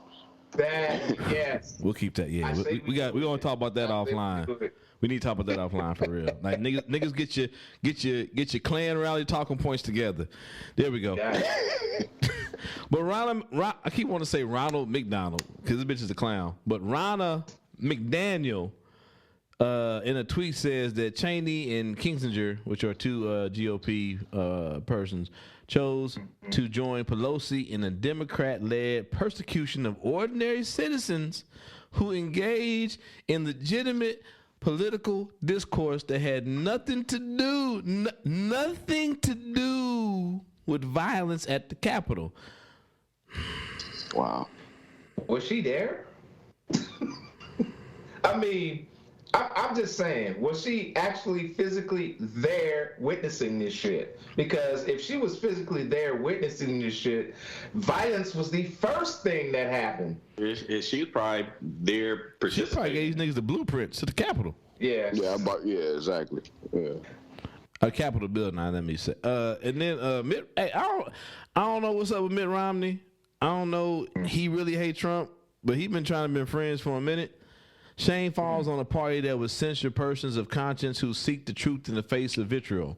Honor attaches to Liz Cheney and Adam Kinzinger for seeking truth, even when doing so comes at great personal cost. Shout out to Mitt Romney. I never thought I would say that. In public. Yeah. What you say, Zed? I didn't say anything. I thought I was just saying me neither. I never thought that I would be like, wow, okay, Mitt, I never thought I would be saying that either. Well, I mean, there has been several incidences where where Mitt Romney would always challenge Trumpism. Yeah, Mitt don't fuck with Trump. He has, he has. That's true. Yeah, if he don't, that's why I said this whole Trump era thing. Mitt don't fuck with Trump at all. I have been noticing that. No. Yeah, man. So that's crazy. Like political discourse. That's what it is when. And as my man, who's this brother here? Not this white guy. Did they say political discourse or discord? She said discourse, but it should have been discord. Discord. Yeah. But the fact that she said the ordinary citizens, not terrorists, not looters, not rioters, not thugs, not all the things that are associated with black people do things when they are angered and feel like their voices aren't being heard in their own communities. These motherfuckers took private planes, private jets, RVs, or whatever the fuck else, fucking shrimp boats to DC and fucking storm the Capitol building, dog, and they get to still be called ordinary citizens. I can imagine them sailing a shrimp boat up the Potomac. Hey, bro, whatever, man. They probably stand on that motherfucker like George Washington, bro. I can see it. I can see it. I mean, my man. A little funny hat too. Yeah, dog. My man showed up like a Simpson character. He legitimately showed up like a fucking Simpson character, bro. Yeah. The nigga that was in jail talking about I only eat grass-fed beef. Nigga, you better eat these grits and toast. Shut the fuck up. QAnon Shaman. Yeah, QAnon Shaman. Thank you, brother. Yeah, but we can move on to this to address that. 5 dead, 140 officers injured, $30 million in damages, feces smeared on the wall. The GOP's definition of legitimate political discourse. All you need to do is watch 4 Hours at the Capitol on HBO, bro. And if you call it political discourse after that, you just blind and dumb, or you just don't give a fuck. Like, because when you watch the little handicapped dude in the 4-wheeler narrating the whole shit, which ironically after all the shit was over, they left his motherfucking ass behind. And he was stuck. They did, sure did. Yep. His ass behind.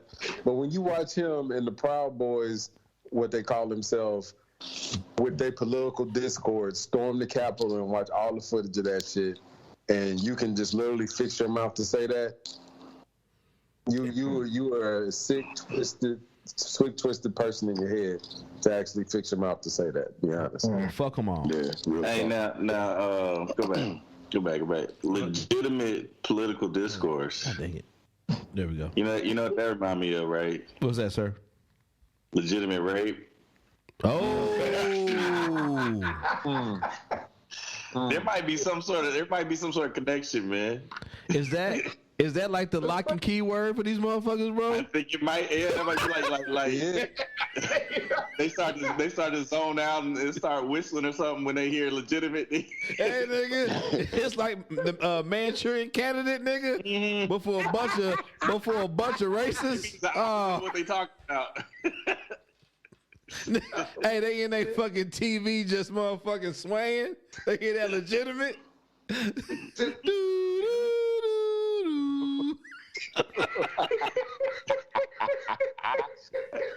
Hey, Karen, I see you there. That is legitimately a nice dress. Must go kill niggers. Fuck Joe Biden. Go Brandon. Nigga, just. You might be onto something, dog. We might have to research that shit. And then of course it's a bunch of tweets. It should have been that's a good one. I might look into that. Speaking of shit that should be looked into that's being ignored, because I've been seeing it on my Twitter feed because I fuck with niggas that went to HBCUs and I fuck with niggas on Twitter. It's scary. It is horrifying. Bomb threats have been made to more than a dozen HBCUs over 2 days. And if you don't know, historically black college or university, for the people who may not know, because they out there. There we go. More than a dozen historically black colleges and universities reported bomb threats Tuesday, marking the second consecutive days of threats at HBCUs nationwide and prompting calls for federal law enforcement to investigate amid campus lockdowns. What the fuck is going on? Anybody?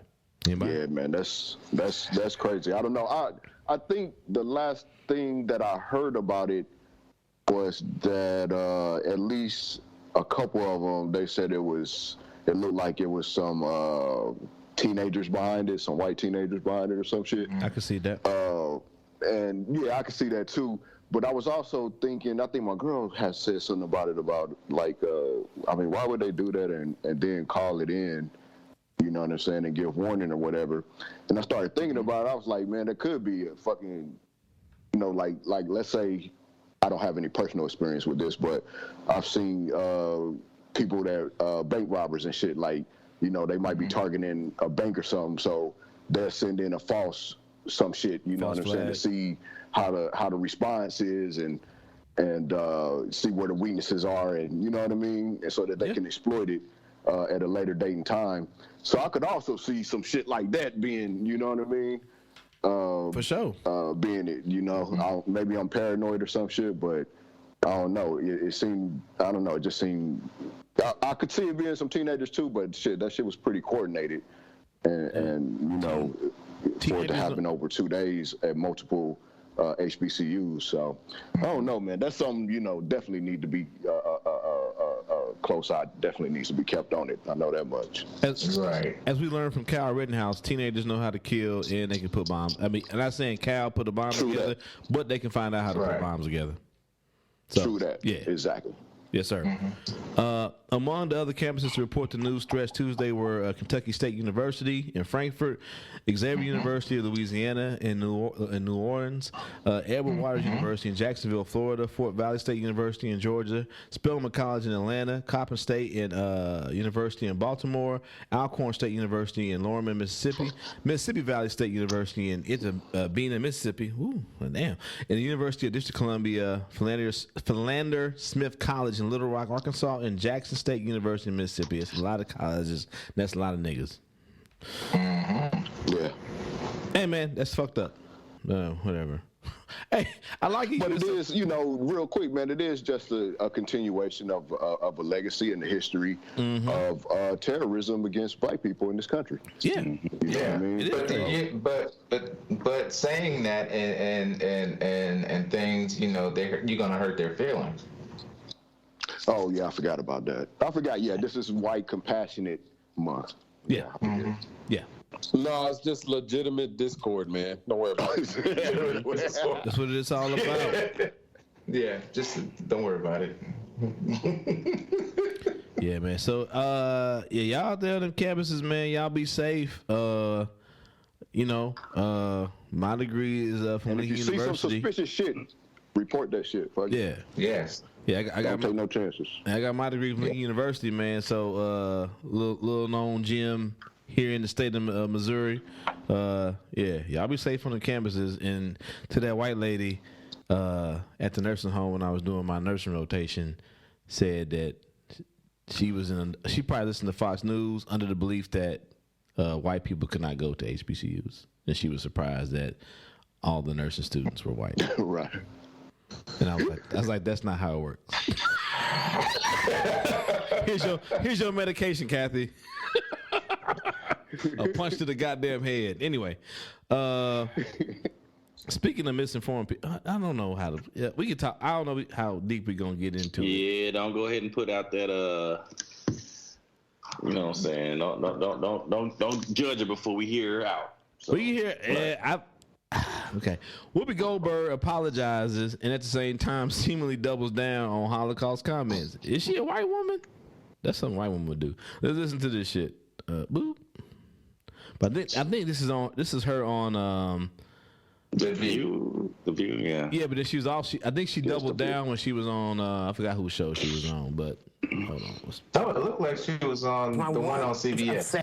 At so many people, which was never my intention. Whoopi Goldberg is apologizing after continued criticism and an appearance on The Late Show with Stephen Colbert, where she seemingly doubled down on her comments on the Holocaust. The uproar began Monday when The View host discussed a Tennessee school district voting to pull Art Spiegelman's Pulitzer Prize-winning graphic novel Mouse, which is about the Holocaust, due to inappropriate language and nudity. Because my words upset so many people, which was never my intention. And I understand why now, and for that I am deeply, deeply grateful. Goldberg's comments drew immediate backlash, with some taking to social media, and even the official Auschwitz Memorial Twitter account messaging Goldberg with an online course about the Holocaust. Later Monday, Goldberg tweeted a formal apology for her comments, saying, On today's show, this is Whoopi Goldberg. I said the Holocaust is not about race, but about a man's inhumanity to man. I should have said this about both. As Jonathan Greenblatt from the Anti-Defamation League shared, the Holocaust was about the Nazi systemic annihilation of the Jewish people, who they deemed to be an inferior race. I stand corrected. Those are her words. I'm sorry for the hurt that I have caused. However, on Colbert, Goldberg seemed to go deeper into her original statements. When you talk about being a racist, I was saying you can't call this racism. This was evil. Mm-hmm. This wasn't based on the skin. She continued, my point is they had to do the work. If the Klan is coming down the street and I'm standing with a Jewish friend and neither one, well, I'm going to run. She continued, but if my friend decides not to run, they'll get passed by most times because you can't tell most times. However, Goldberg made a more forceful and seemingly heartfelt apology on The View on Tuesday, saying she misspoke. But it is indeed about race because Hitler and the Nazis considered Jews to be an inferior race. Now, words matter, and mine are no exception. I regret my comments, as I said, and I stand corrected. The View then hosted Jonathan Greenblatt, the CEO of the Anti-Defamation League, to lead them in a discussion about the Holocaust and race. Greenblatt added that The View should consider adding a Jewish host to fill the open co-host spot vacated by Meghan McCain. To watch the full conversation, head to thr.com. And for the latest... They get no pub. I get it. I'll say I get what she was getting at, but I also would say, we talked about on the show too, there are a few hot button topics out there. The Holocaust being one, nigga. Yes, it is. But I get what she's saying. It's like, if you're, especially when she made the analogy of a Klansman running down the street, running towards us, and I have my Jewish white friend. He ain't gonna know that my white friend's Jewish. No. So I kind of, unless he's like, you know, old school, what was that? Not, I almost said Asiatic. Hasidic Jew. I almost said Asiatic. Thank you, Sam. Hasidic Jew. Unless he got the curly beard and all that shit, they ain't gonna know. Yeah, right. No. So I get what she getting at, but once again, like when we had the discussion on Palestine and Israel, it's like, yeah, we can talk about it, but let's be careful, nigga. You know what I'm saying? Yeah, I mean, that is racism there. Ultimately, you know, if you want to get to the root of it, as far as, you know, whether you're talking about the Holocaust or chattel slavery, you want to talk about the decimation of the native populations in not only America, but in South America and a bunch of islands that we now know as the Caribbean islands and shit. Shit, just the continent of India, shit. I mean, at its core, it is man's inhumanity to man. It is. You know what I'm saying? So she wasn't wrong about that. But, you know, with that being said, I mean, obviously, you know, what was it? What right was it? The Third Reich? Yeah. Third Reich for a second. Yeah, the Third Reich. I was about to say the Fourth Reich. The Third Reich, you know, they were definitely targeting Jews because they were Jews. You know what I'm saying? And they were, you know, they did consider them inhuman or lower species or whatever the fuck. I don't know their ideology in and out. You know, but, you know, so, I mean, she was right and she was wrong at the same time, and you know what I mean? But one of the things that in these type of situations, when it comes to the Jewish community, that I always kind of think about is just how fucking powerful they are, man.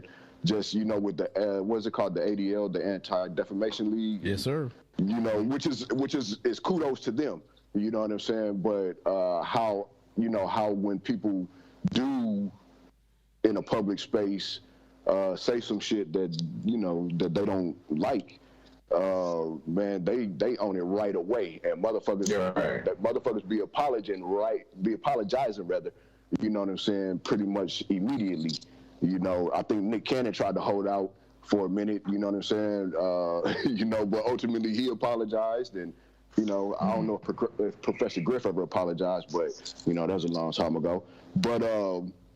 But yeah, man, just the type of power that they have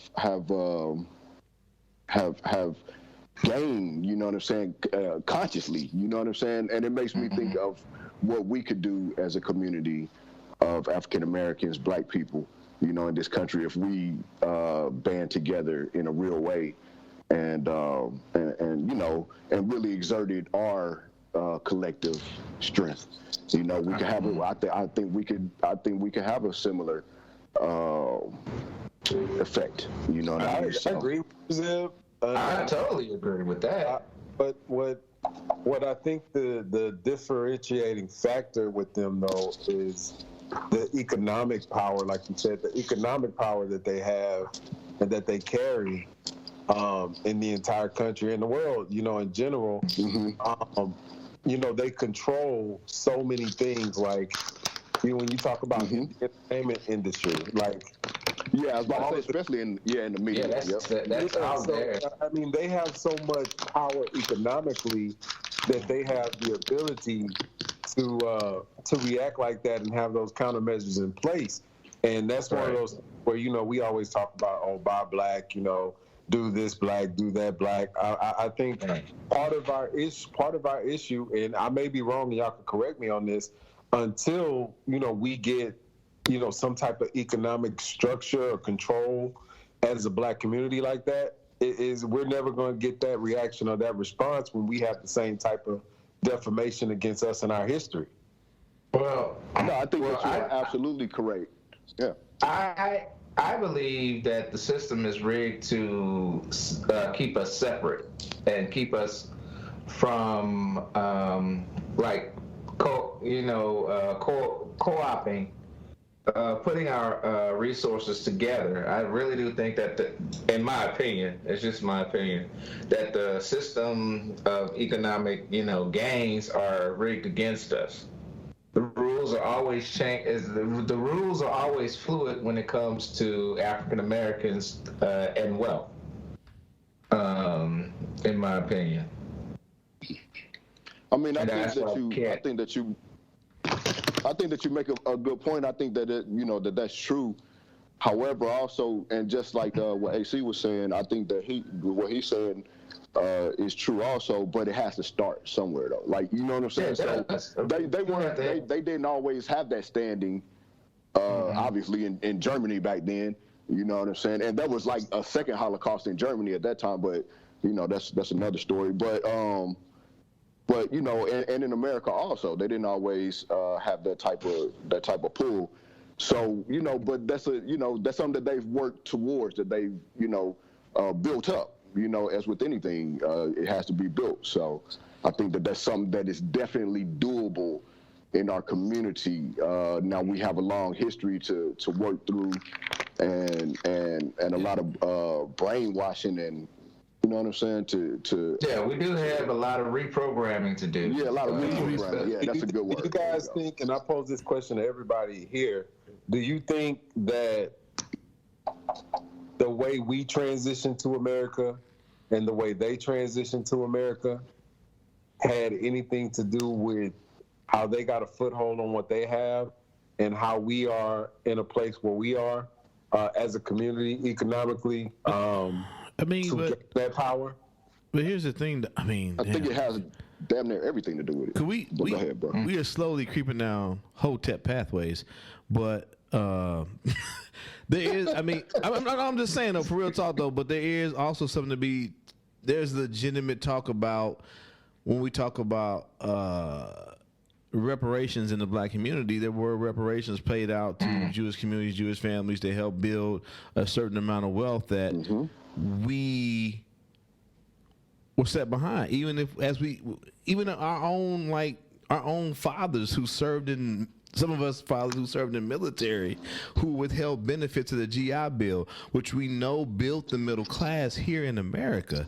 Fuck reparations. Right. Even that thing where you went out and fought and came back home. And yes, and I like I said, I get what Whoopi is saying, because we know there are stories of Jewish people who came here to America and hid the fact that they were Jewish, because they could pass as white. Yeah, changing their name. So whether you want to say I'm Jewish or I'm white, we know the same for Irish people too, right? Who changed their name to fit into a culture.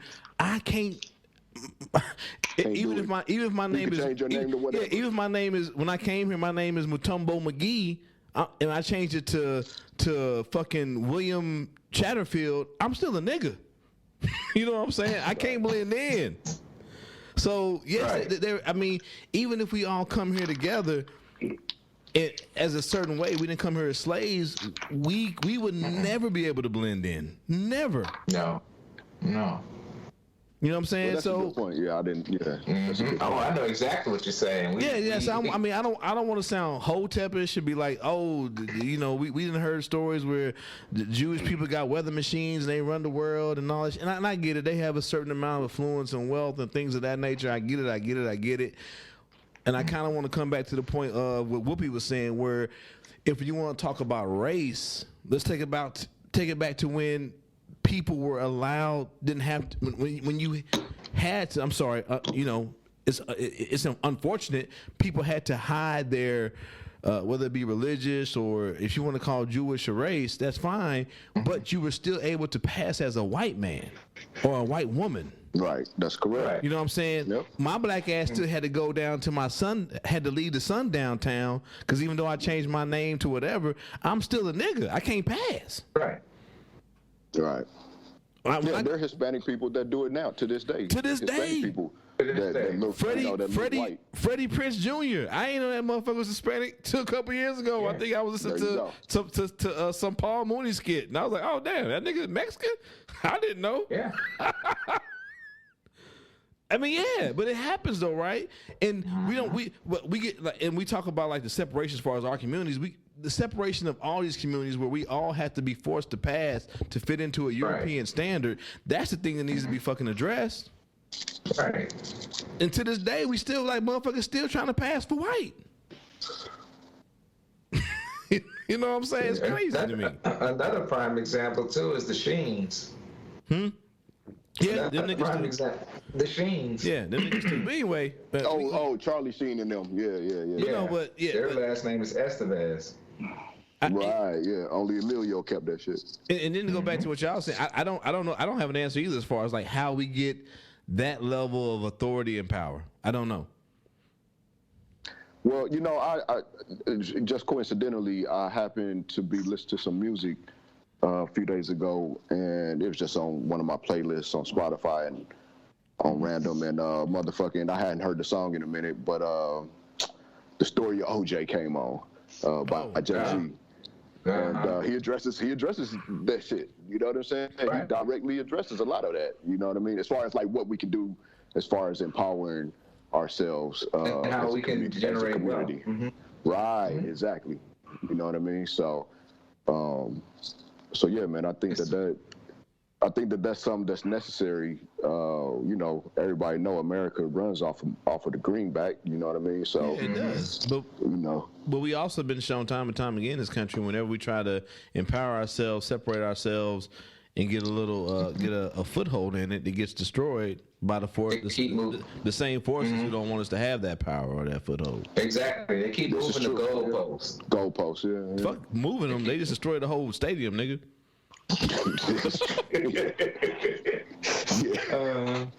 So why bother moving the motherfuckers? Yeah, they just destroyed the stadium. Bomb the stadium. Yeah. So I don't know. Any else? I mean, I get it. You know, shout out to Whoopi. She didn't give a bullshit apology. You know, whatever. That's because she wasn't wrong. Yes, I don't. Yeah, I agree. I don't think she was wrong. Because Jewish people, like black people, can be Jewish. That too. Hebrews, black Hebrews. This is it's a religion. Yeah, it's a family lineage. I wouldn't call it a race. I think it's also a race. There are people that will debate you on it. Those are white people. Yeah, I'm just saying there are people who will debate you on it.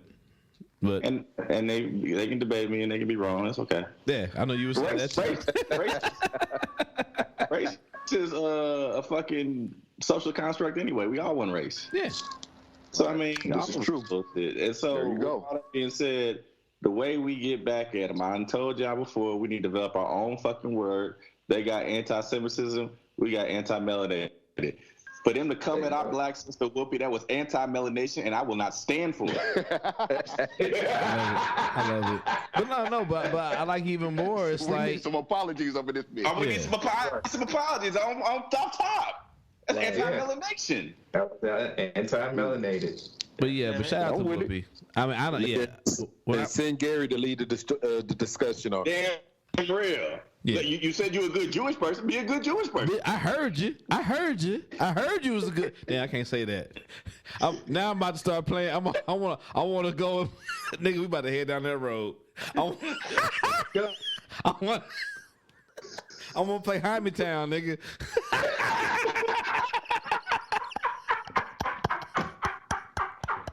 Eddie Murphy, take me to Jaime Town, nigga. We always circle back there. We always do. My bad. But I can't. It's like hard for me. I can't disagree with her. Like the thing, like don't get me wrong. What I was saying is, she bumped up against something you can't do here in America. You can't make the new thing. You can't make white people feel uncomfortable. And you've never been able to say anything but the Holocaust was bad. You can't question. She said the Holocaust was bad. No. I'm saying it wasn't about racism. I'm saying no. You had to, if you hear what I'm saying. You have to leave it at that. You can't go to any kind of like caveats or gray caveats. Yeah. She broke the rule of going into the discussion of the gray area that no one wants to talk about because you're not allowed to talk about it. That's right. It makes white people uncomfortable. That too. Well, who are Jewish people?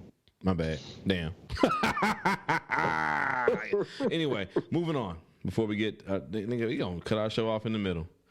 Speaking of white people, these bitches, they might be Jewish. I don't know. Hey, hello. Y'all still there? Yeah. I think they cut off the show. My bad. I hear you. 2 Long Island, New York nurses in an employee. What does that mean? In an employee? I guess it's some tech or something. I don't know. Were arrested and are accused of making over $1.5 million in selling fake COVID-19 vaccination cards, authorities said. That's where AB got his from, huh? Mm-hmm. So here's my... Go ahead. Hold on one second. They were handing out vaccination cards and charging $220 for adults, $85 for children, according to the Suffolk County District Attorney's Office.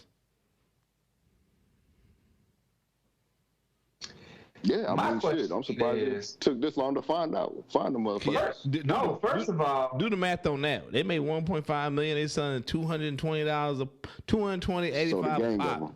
That's a lot of motherfucking paper. Bruh. How in the fuck did these bitches get caught? Somebody told. We can live here. No, hold on. Hold on, here we go. The scheme. It was AB's chef. The scheme was foiled when the undercover detective was given a vaccine card but was never given the vaccine, authorities said. There you go. You ass. Who tipped them off? I don't know. I'm sure somebody said something. Well, nigga, I'm sure, when all these people because they said they had all these people lining up outside of this place to get vaccines, like an unreal numbers of lines. And they had all this vaccine left over. Exactly. And supply. or it's the other way around. You got this federal official documentation. All these cars come up missing, but you still got this vaccine. You know what I'm saying? So both ways, right? Either way it go, there's a lot of vials and not a lot of cars, nigga. How come there's not one car per vial? Yeah, so that still was questioning. You vaccine 800 motherfuckers at 10:22 on Sunday, February 5th, all at the same time. Something fishy. Hey, dog, but it comes back to my point though, right? Where it's like this cash blanc. You supposed to all soldiers celebrate the soldiers. No, there's some fucking bad soldiers out there. all nurses ain't good either, nigga. We didn't cover stories of niggas just sitting in columns of air bubbles into niggas' hearts to kill them. Yes. Yeah. Ain't this Cash Blanca just like, oh yeah, you a nurse, so you good. No. Bad people can get nursing degrees, nigga. Oh yes. So can assholes, such as myself. I just happen to be a good person. I don't want to kill nobody. I just want to get my money and go home. That's okay. So yeah, man. Damn, they searched this chick's home. They found $900,000 in cash. And dog, that's how they get everybody. Everybody keep a ledger. What is happening with these people? What is this? More than 1.5 million dating back to November 2021. Nigga, what? Damn. They made 1.5 million in 2-3 months, bro. Huh? 3 fucking months, bro. They made 1.5. Hey y'all, hey. I'm in the wrong fucking profession. Here the brothers breaking bread. We don't believe in the illegal activities, but we do believe in common sense. If you're gonna do illegal activities, don't keep a ledger. I want go back and watch like any like FBI movie back from the 60s when they was chasing niggas down. They always catch. It's always the tax man to get you. It's always the tax man to get you. Anyway, yeah, fuck them bitches. Hold on, we were moving on to. That was like on that episode of The Wire when when they had the little coalition over there, the co-op. That's what it's called, the co-op. Yeah. And old boy, I forget. Was taking notes. He was taking notes. He was taking notes. He's like, we need the minutes. That nigga say you taking notes on a criminal conspiracy. What the fuck is wrong with you? Niggas are stupid. Oh man. He was like, I done fooled you, bro. I done fooled you acting all legit and shit.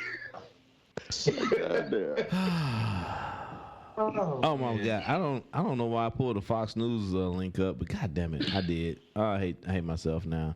So we're gonna play this video from NDRE, and it's talking about how she's pulling her music off of Spotify.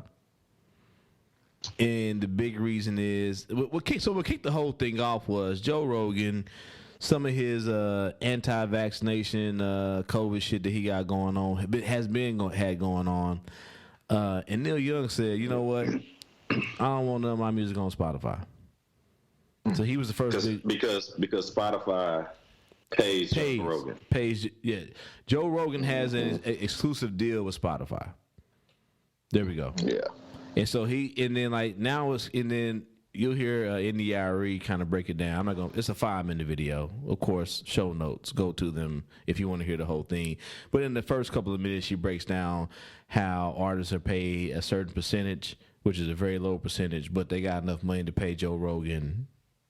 Was it 100 million? I think, I don't know. It's like 100 million. Yeah, it's 100 something. But for her, it wasn't about anti-vax. I mean, like, fuck the anti-vax shit too. But that's not what it was for her. It was it wasn't for her. So also, I was about to go on to, and that's why I've never fucked with Joe Rogan. I don't know if he's racist, but he definitely got a Klan outfit on. I don't know if y'all seen for the listeners out there, seen Watchmen, the HBO series, not the movie. He definitely got a hidden closet where he got a Klan outfit in that motherfucker somewhere. Right. Okay. Straight up.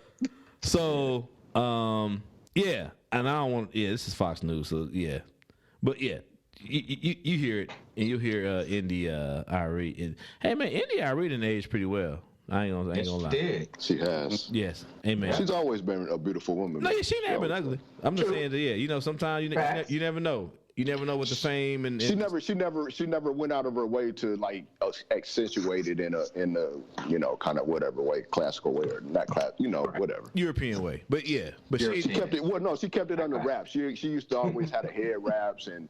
Yeah. Her clothing. She wasn't Cardi B and Nicki Minaj. Yeah, right. And I'm saying she's not even doing that here, but I think like the hair out with the gray streaks in it. I'm loving it. I'm loving it.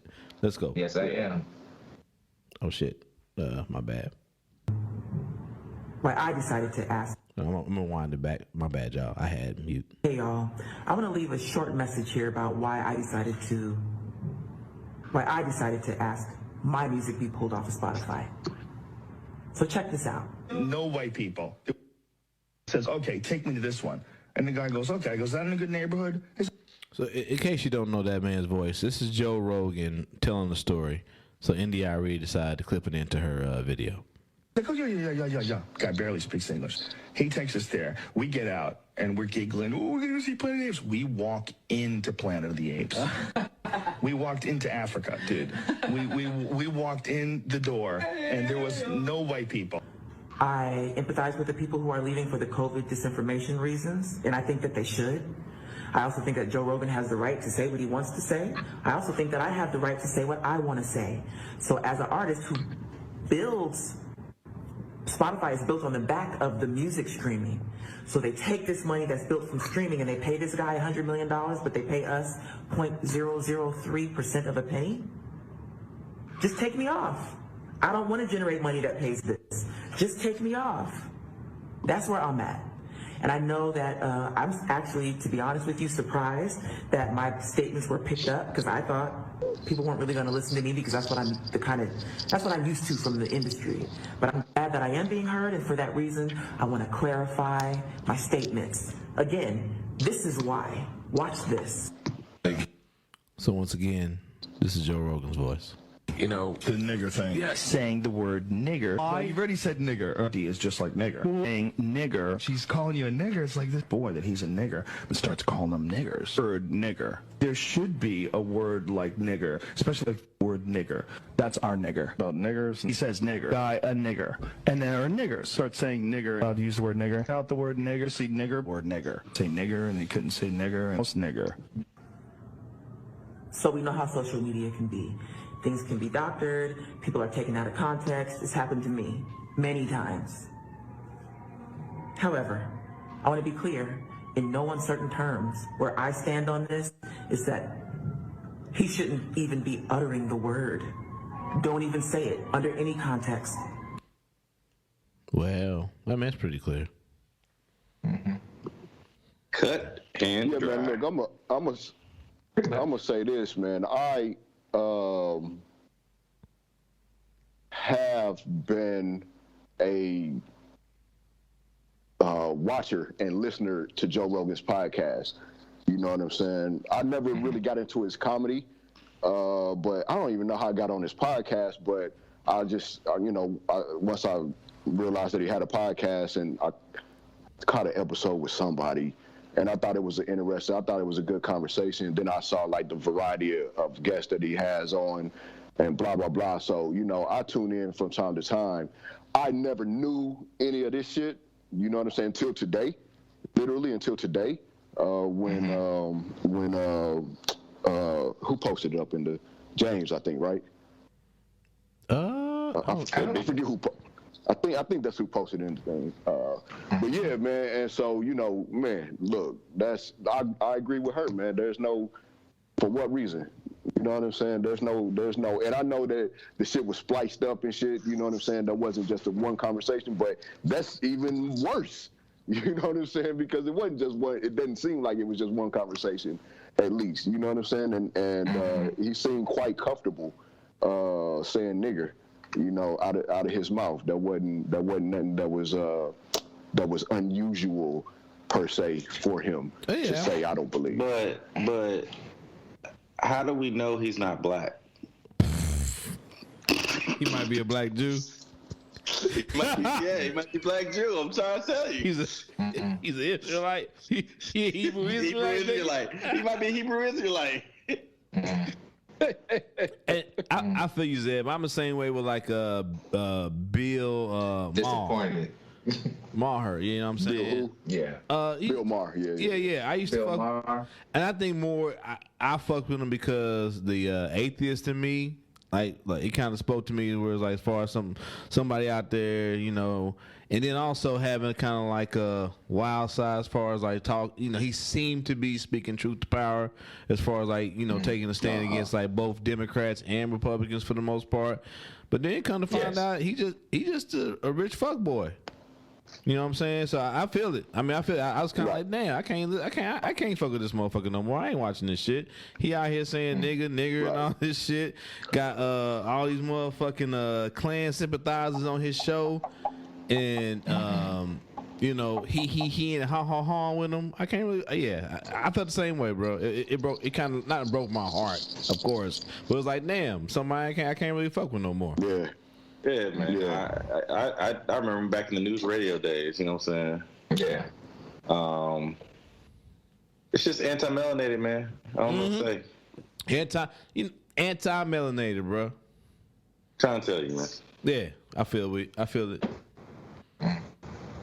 Oh man, but yeah, man. Shout, yeah, good. And then, and I get it. Like, kind of like this is part of the answer to the question we were asking on the other article. How do we get this empowerment? How do we get this power? It's movements like this, but at the same time, it's a system that's built to where, unfortunately, white people have to buy into it too. Yeah, unfortunately, that's true. Yeah, unfortunately, and I hate to say it, whether they be Jewish, Christian, Baptist, atheist, agnostic, white people got to buy into it too. Because if NDIRE giving up her fucking 0.03% of a penny, yeah. But see, NDIRE went on to say that what if we all jumped off? And the thing is, she did that, you know, yes, black people might make up 12% of the population, but they don't make up 12% of the music population. That is true. No. That you is know, right. She was like, yeah, because she said, go ahead. All right, there you go. No, I was gonna say what you were about to say. Go ahead. Yeah, the music industry, the lion's share of consumable music comes from black people, and we already know how rock and roll was stolen from black folks. You know what I'm saying? Of course. So she's like, what if we all just get the fuck off? Just jump ship. I mean, so we have demands. Joe Rogan ain't shit, and he ain't shit because he do the conspiracy theory shit, but he ain't shit because that motherfucker will not, you know what I'm saying, respect boundaries. No. Hey, let's just pull our shit off and see what the Jews running Spotify had to say about that. I mean, I agree, but at the end of the day, somebody, whether they Jewish or whatever group they adhere to, a white dude got to buy into it. A white dude got to say, or a woman, whatever the fuck. When the money's gone, shit. Right. I was going to say, because I mean, there is a title, you know, and I don't know who all owns that. I know that Jay-Z, I don't know if he owns it outright or, you know, I don't know the exact business behind it, but I know that, you know, that's considered his platform, at least in name. And yeah, man, look, like Joe was saying, that's about the money. So if, let's just say it fucking just by a stroke of luck, it happens that all the black artists, musicians, just all are the same frame of mind. It's like, you know what? Fuck that shit. We're going to take our shit off of Spotify. White people ain't really got to, you know, as far as Spotify is concerned, you know what I'm saying? They're going to fall. That shit's going to go down. That shit's going to crash. And they move their shit, you know, or keep their shit on title, or if they ain't got their shit on title, get it on title. I don't know what title's paying. I don't know the business behind it. Once again, you know, but that's, you know, so that can make a huge difference, and you don't need any white person on board. I'm gonna say it's titled. Oh, go ahead. I'm sorry. I'm gonna say it's titled to the photo shoot. There was a lot of white people as far as the people who run the company. Who run the company? Yeah. See, I don't. Like I said, I don't know. I just know that Jay-Z's involved. That was when it first popped off. So I don't know if like shit may have changed. Also, I mean, go ahead. I about to say, don't get it muddy, man. It ain't about who's running it. If it's a white person, it's about Spotify is paying somebody who is insensitive and is spreading misinformation. And so let's not get off into the weeds about who's running what company and all this type of stuff. The problem is Joe Rogan. We got somebody getting out there. I hear what you're saying. All I'm saying is, get away the scattergun. All I'm saying is, end of the day, we talked about it before. White people got to buy into it. We said on the show many times, white people have to fix the problem. When the black music is not on there and they want to consume black music, they're gonna get off Spotify. And they'll go somewhere around by some other white dude. That's all I'm saying. That's what I need to point out. They ain't gonna employ Joe Rogan. That's fine, and maybe that's why we gotta say. And hopefully, Tidal don't employ another. There's more than one Joe Rogan out there. This is true. That's all I'm saying. But there's only one Joe Rogan out there, though. No, there's more than one. I'm saying there's another nigga who his name might be Bob Rogan. I understand what you're saying. And I hear what you're saying too, Pimp. All I'm saying is until white people fucking say, yes, this shit can't happen, we gonna be running from one spot to another spot to another spot. That's all I'm saying. Well, to get to what I was about to say. Go ahead, AC. What I was about to say was, the bigger issue is, once we all do that, what the focus needs to be is what we talked about earlier. How do we anticipate how they're going to move the goalposts? How do we anticipate what that's going to change? You know what I'm saying? Like, that's why it's so important that if we do this, everybody doesn't trickle in, and then you have 2 or 3 300 artists do this, and then another 200 or 300 stay here, and then we still become separated. The point is to all stay together wherever we go, and then anticipate the next move, and understand that that's going to be another roadblock, and stay strong through that.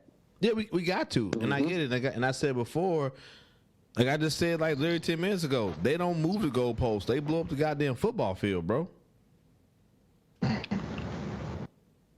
Whenever niggas get together, start making money, and we happy, and we good. They're Bahamas. I don't want it. They did it in 1929. And hopefully, I'm with Joe and Zeb and hopefully all y'all. I hope niggas move the fucking Tidal and niggas go to Tidal and we make money and we got black artists there. Ain't no Joe Rogans there. That's what I fucking want. Or whatever. Whatever it is, where niggas just go and we ain't gotta deal with white people saying crazy shit while we still get paid 0.3% on the penny. You know what I'm saying? Whatever that platform is, that's what I want. But for some odd reason, whenever niggas is happy, white folks come, fuck it up, and then say these niggas are disruptive because we mad because y'all fucked it up. Not us, but white people fucked it up. Right. Yeah, but I think AC said an important thing, man. He said you got to when you make that move, you got to do it with the understanding that it is going to be some sort of roadblock in the future.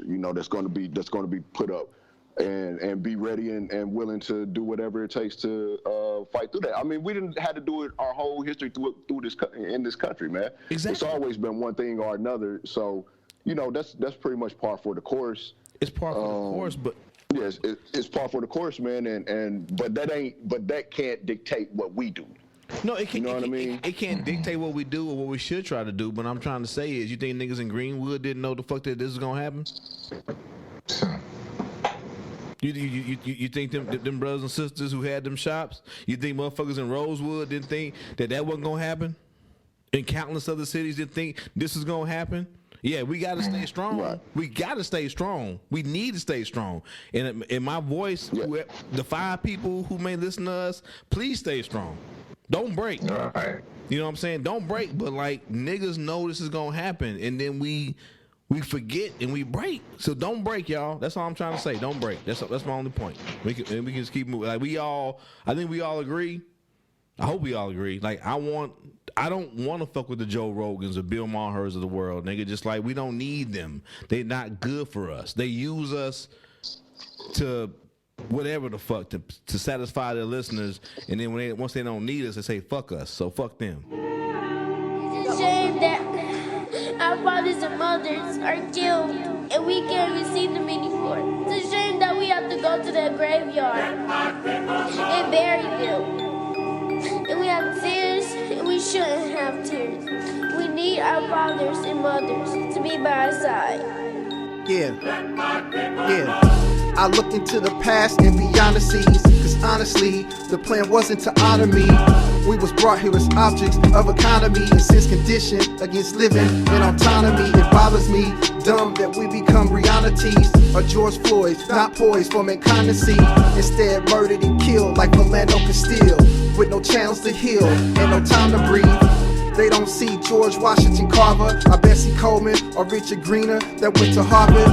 Peek into our minds, that's where the art is. No matter if our skin is darkened, we work hard for this harvest.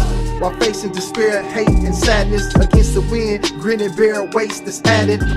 All we want is a fair shape and status. Now say their names, look at their faces, it matters. I told you the last time, please leave me alone. I did nothing. You sitting here the whole time. I'm not listening. So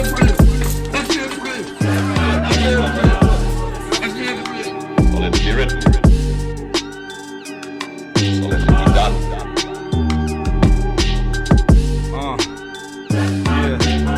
So let it be written, so let it be done. My government got me living in the ghetto and slum. It don't add up. How taxes take away from the sum of 99, but take nothing from the 0.1. They feel me, son. Melanin popping, black man marching, buildings get to sparking. Intricate plots been taking down my folks since the white lion left from the African coast. Rich in minerals, sending out subliminals like dark skin is another synonym for criminals. But black is beautiful down to the cuticle. Stand for your rights, it's what I'm telling you to do. Rise like a phoenix from the fiery crucible. Rise and react before 12 come and shoot at you. Do what you said, it was written in your documents. And while we on the subject, I'll be ripping down your monuments. And we are not responsible for the mental illness that has been inflicted upon our people by the American government, institutions, and those people who are in positions of power. This country is supposed to be about the land of the free for all. It has not been free for black people, and we are tired. Stand from the beginning, trying to chant my ending. Trying to leave a better life for my descendants. Trying to lessen the sins with my sins. Trying to send my oppressors to repentance. I got the visions from prophets in the past. To the pharaohs appearing like Moses with the staff. Dressed in all black like Shaft standing. Black lives matter, got status and commandments. No matter what the damage, trying to understand this. Your skin is born with an advantage. My skin is covered with a bandage. But we covered in his blood, I'm trying to follow what his plan is. And my feet is gonna keep marching. With fire in my heart, it didn't start from arson, but from the love. All the hate is bound to stop. I'm trying to see the promised land, I'm trying to see the mountaintop. We've got some difficult days ahead. But it really doesn't matter with me now. Because I've been to the mountaintop.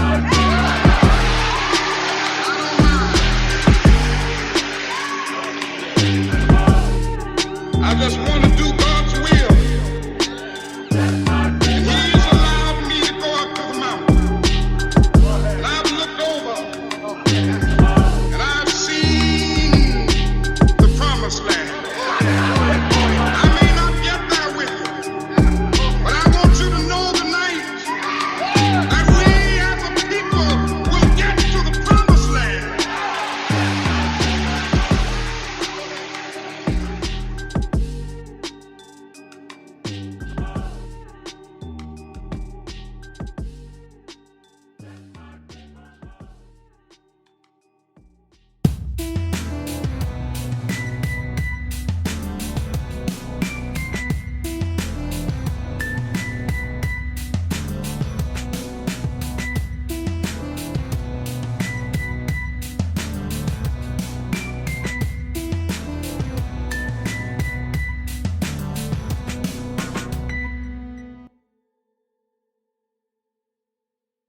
Break bread with your brothers whenever possible.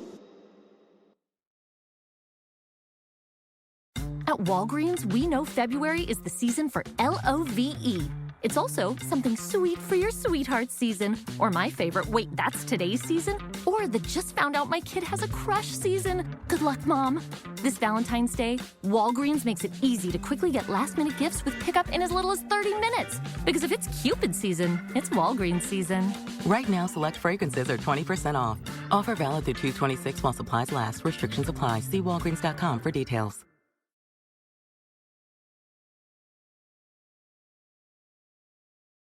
Hi, this is Matt Driggs from The Advocates. Have you been in an accident but are worried about how much an attorney will cost? Well, what if we told you that you don't pay us anything until we win your case? And we offer virtual meetings as well as online paperwork signing. Let The Advocates fight for the settlement you deserve. UtahAdvocates.com.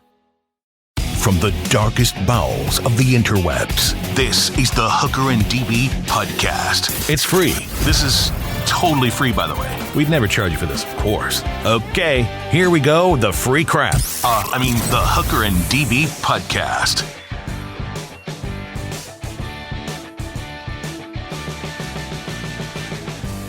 Let's get to our man up moments of the day. A gentleman by the name of Harry Smith, who's 81 years young. Okay. Out walking his beagle mix Sarah, took a spill from his wheelchair, slid down an embankment into a retention pond. Bro, how hard are you hitting those corners on your wheelchair? Dude, he is doing it. Man, this thing handles. Hey, turns on a dime. So he doesn't have the use of his legs, so he wasn't able to get himself out of the water. But his dog, Sarah, right there by his side, splashing up and down and barking loudly. Okay. That's where the other part of our man up moment of the day comes into play. Edward Suling, who's 58, and Jacob Chaco, who's 49, they're working nearby. They heard the dog. And like, that's not a normal dog bark. What's that, boy? What's that? Is someone in trouble? Did an old man fall out of a wheelchair? Let's go. Is there an 81-year-old in a well? What's happening? So they said it was a different kind of bark. Yeah. And you can tell. Well, you can hear when dogs are upset. The dogs aren't stupid. They're like, hey. So they both ran over there. They jumped in the water. My guy fell in the water. Bark, bark. Grabbed his arms. The other dude grabbed his legs, got him up on shore, and saved him. Saved his life. This, my man, one of the dudes there, Edward, says, you could just see it in his face. That guy thought he was going to die. Sure. He was up to his neck in water. Yeah, and my legs don't work, bro. And he said he was yelling, but they're like, we didn't hear him yell. He's older. He doesn't have the We power. heard the dog. Heard the dog, came running, and they saved him. You're Pulled him a out of the good water. girl, Sarah. Good girl. Dog's the real hero, Sarah, you little badass beagle mix. But yeah, dude's alive today because a couple of dudes just paying attention to what's going on, aware of their surroundings. Listening to the doggies. You got to. They're here to help us. They really are. Let's check in real quick with the Olympics. Wait a minute, we have somebody on the horn that... Hold on. There's a phone call. What? An Olympic phone call? Go ahead, sir. Yeah, nobody's watching the genocide games. Lowest rated ever Olympics. Nobody's watching that crap. Okay. Well, apparently you guys aren't watching it, so I'll give you a quick recap. The genocide games. I was watching some of the ski jumping last night. Yeah. It's so beautiful to see, the nuclear reactor right there by the jump. Right. With the Olympic logo that was painted on it, but it looks like it's melting off from... It's a little drippy. I'm all the radiation. I guess. But I'm sure the athletes are fine. They'll be good. They'll be great. They're fine. It's crap. Why are we having the Olympics in a city that it doesn't snow? I don't know. Okay. I don't know. Go on. But here's what's happening. Nathan Chen makes history on ice. Our guy, the American highest score ever. Okay. For, on the ice for figure skating. So good for him. And good for us. Okay. Ryan Cochran, singles medal in Super G. It's our first Alpine medal. And U.S. hockey women fall to Canada. So we're not doing great. That was a nail biter. Those broads really gave those Canucks hell. Yeah, we did. I was watching part of that this morning. The USA, 4 silvers. That's it. All right. Brutal. On to sports, apparently people actually want to watch. Tom Brady. In the news again. He's just playing the news cycle now. You guys, the GOAT knows how to manipulate you people. I'm going to start calling him the puppet master. But, dude, are you already bored? Yeah, I think he is. Are you already? Because this doesn't help the gay rumors when you're married to the highest paid model in the world and you've been gone less than 2 weeks and you're bored? Yeah. 6 days. You missed Gronk that much. Tom Brady announced his retirement. He was on the Let's Go podcast, and he made it clear that, I don't know, I could come out of retirement. Leaving it open. Stop it. I don't know how I feel 6 months from now.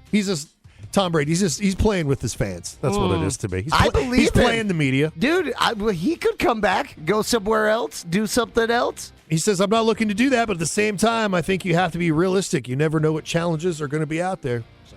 He's going to get bored, dude. He's going to get bored. He misses his best friend. Watch him sully his legacy worse than Brett Favre. I hope, just stop. You should have retired last year when you won the Super Bowl with the Bucs, the first time with the Bucs. Yeah. Before this last failed attempt. I personally blame Antonio Brown. But dude, just stop. Just stop. You should quit while you're ahead, bro. Yeah. Oh my goodness. The Major League Baseball. Mm-hmm. They're still the lockout's still going to happen. The This Major is League kinda Baseball. interesting now. The Players Association guy Andrew Miller's making the rounds on the media. He's putting the blame on the shoulders of the owners, saying the lockout doesn't need to happen. We want to play ball. Yeah. We just need more money. We need bigger, more ridiculous salaries, and we'll play. He says it comes down, finances and concerns about competition throughout the league, trying to make it a little more fair, so one team can't monopolize the league. Okay. One of those kinds of things. Anyway, he says no one's taken their ball and gone home. Get it? Yeah. You're so funny, dude. But we'll see what happens if they show up to spring training or not. Alvin Kamara is arrested after the Pro Bowl. Did you hear about this? The guy from the New Orleans Saints? Yes, everybody loves Alvin.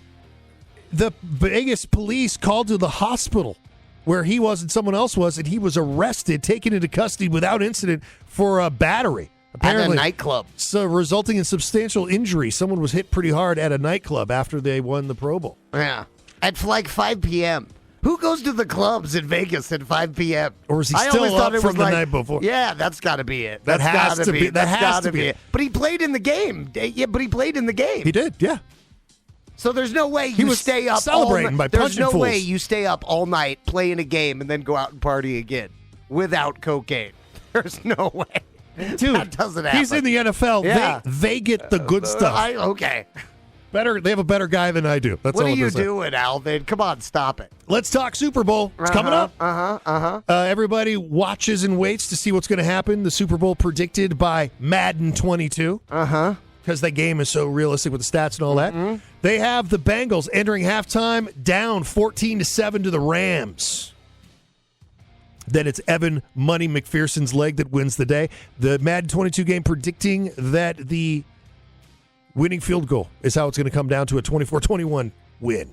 Bengals. There it is. Bengals win. Come back. That's Beast Mode playing. That's Yeah. his. That's Beast He was doing the Mode weighing in, breakdown. yeah. He was doing the breakdown.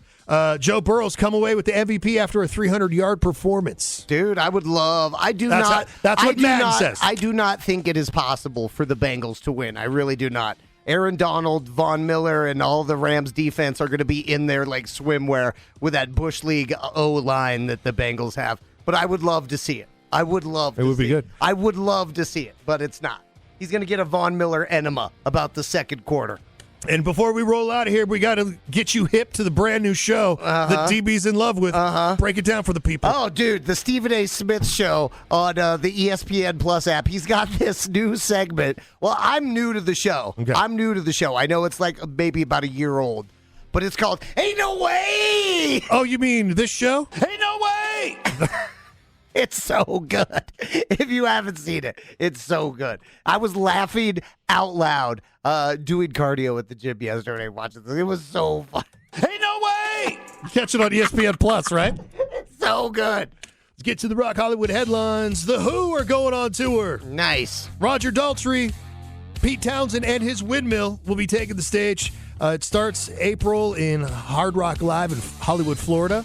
Ends 2-night stay in Vegas. That'd be a fun show to see in Vegas. And they're also, aren't they going to Cincinnati for the first time in like 43 years? Yep, they haven't been back in quite some time. So That's they're trying badass. Yeah, it was sidelined 2 years ago. And so since they've had 2 years, they're trying to grab more places to go to expand the tour. Cincinnati will appreciate that after a Super Bowl win. The Super Bowl celebratory show with the Who.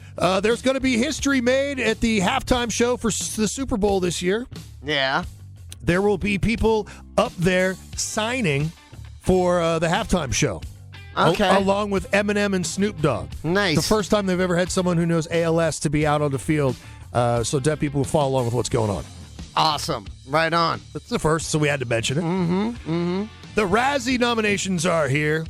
Those are the awards, if you don't know, for people who gave the worst performance in movies. Yeah. Jared Leto's on that for House of Gucci. Oh, I haven't seen that yet, even though I hear there's a very steamy Lady Gaga, Selma Hayek it got caught. Girl on girl. Yeah, well, but they still filmed it.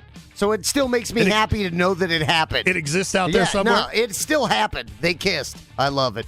Ben Affleck for The Last Duel is up for an award. That's a pretty good movie. He's still Ben Affleck, but I really enjoyed the movie. It's a good movie. I'm a big Ridley Scott fan. And one movie that slipped by I didn't catch it, was Mel Gibson in Dangerous. I didn't catch that either. I'm going to have to Google that or whatever. I don't know where that even is. Yeah, I know. Me too. The interesting thing about the Razzies this year, Bruce Willis gets his own category. He made 9 movies in 2021. Well, and this is kind of relevant to what's going on with Alec Baldwin, because these movies that you're talking about, they bang these out really cheap and really fast. Yep. And they're not for us here in America. They're international movies. They're for the some of the Asian markets and overseas where they really lap that action up. I mean, like belly up to the bar. They can't get enough of our burned out old fat action celebrities. Yeah. And they just bang these out, which is the kind of movie that Alec Baldwin was making with Rust, which would, lend credibility to the arguments about, not being as cautious as they should be because they're going so quick. They're rushing through it, and they don't have the best people around because this is just a quick job. They need it banged out fast, put it on streaming, and get it overseas as fast as you can. If I'm not mistaken, I think Rust was set. The entirety was set to be filmed in 25 days. It's quick. Yeah, it's very quick by modern Hollywood standards. Yeah. So anyway, kind of interesting. He put out 9 movies. That is a lot. And he got so paid. Yeah, so paid. Probably. Speaking of the Super Bowl, the Foo Fighters are going to be doing a virtual reality concert after the Super Bowl game. It'll be you have one of those VR headsets, the Oculus. Oh, okay. In the metaverse. Oh, what? Or if you don't have that, you can watch it in 2D on Facebook Live. We're going to the metaverse. You know what? Weird. I'm not going into the metaverse. I can't. Can't do it? I don't. It's not for you? I'm not even on TikTok yet, bro. I don't have time for the metaverse. Super Bowl ads. There's some to be looking out for. New England Patriot Jared Mayo will be teaming up with Pete Davidson for Hellman's Mayonnaise. Okay. He's Mr. Mayo running around. Then there's Scarlett Johansson and Colin Jost. They're married, so they're doing an Alexa ad together. General Motors has hired Dr. Evil to be in their ad. And the Pete Davidson commercial is pretty funny because it's like totally sexual. It's about how he sleeps with everything. Yes. And somehow they worked mayonnaise into that. I think the catchphrase is... how could you not work mayo into Pete Davidson and lovemaking? I think the catchphrase is, I'd hit it. Yeah, it's about using leftovers and not wasting food. It's pretty awesome. So, but looking for that. And also, because if there's anybody who knows anything about leftovers, it's Pete Davidson. Well, I have to admit something. It's official. I'm a crazy person. Yeah, well, we know that. Yeah, well, so I have grown up as a kid. When I was living overseas, we didn't have a car. So when we went grocery shopping, my mom would grab me and my older sister, and it was about 3/4 of a mile away, which is forever when you're like 6, 7, and 8. And we'd have to carry all the groceries home. Okay. In one trip, obviously. Don't leave stuff behind. So I'd be loaded up with bags up each arm. My mom would have it, my sister would have it. We'd have to pack mule all this stuff home. Were they plastic bags back then? Yeah, just like what we have now, just the exact same thing? Because I don't remember. Yeah, I don't know bags, that. I don't know what they're doing over there in Asia. The plastic bags everywhere. So, like you carry your groceries home in a hollowed out duck. I don't know what they do over there. And my mom, too cheap to get a the taxi duck, cab. You're holding a live duck. These are the groceries. My grocery holders that put it in its bill. Well, my mom too cheap. The duck is the groceries. Too cheap to get a taxi. Or anything to get home. So we had to carry it. And I think it instilled some sort of craziness. And now when I simply pull it in my garage, I have to grab all the grocery bags and get it one trip in the house. Okay. I have to. Otherwise, one I feel trip. The 12-pack. Or you failed.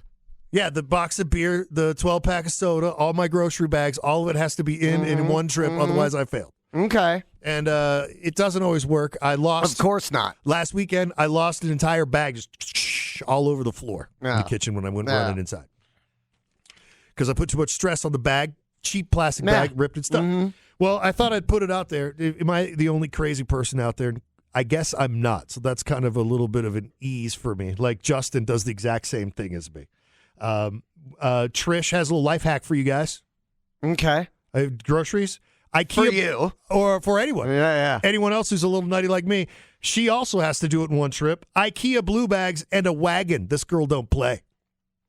If you have to use a wagon, a wagon's cheating.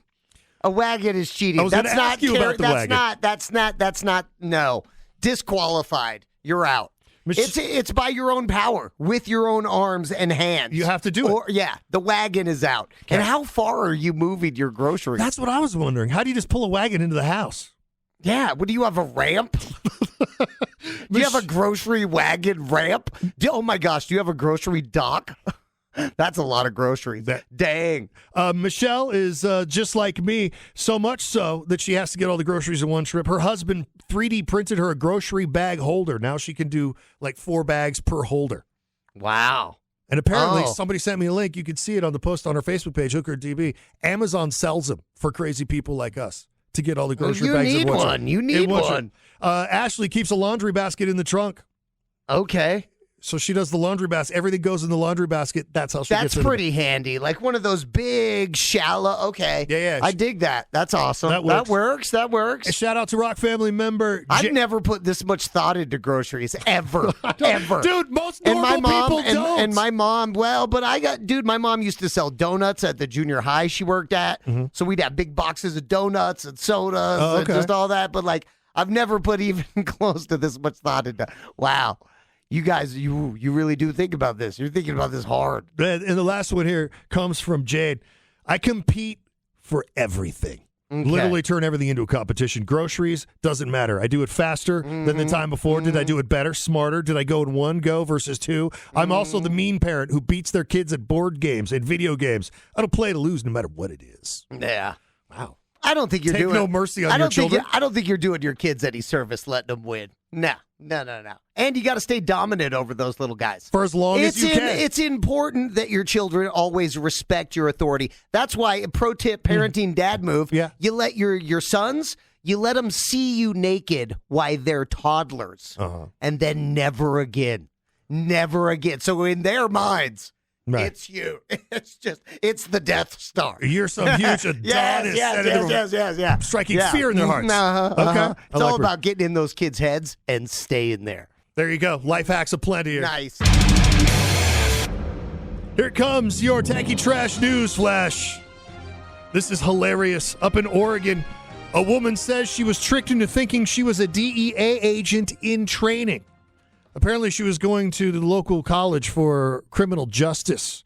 And that's when Robert Golden, which sounds like an alias, got a hold of her and started taking... Like a university, a community college? Community college, criminal justice. Okay. That's what she's taking classes for. That's when Robert Golden took her under his wing to mentor her in the DEA. Okay.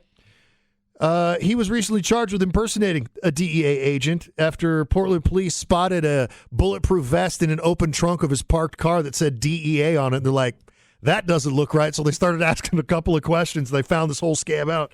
She says that Golden even made her believe during the training that they went on ride-alongs at night. He's like, have you ever seen that one movie? Okay, look, I'm Al Pacino and you're Colin Farrell.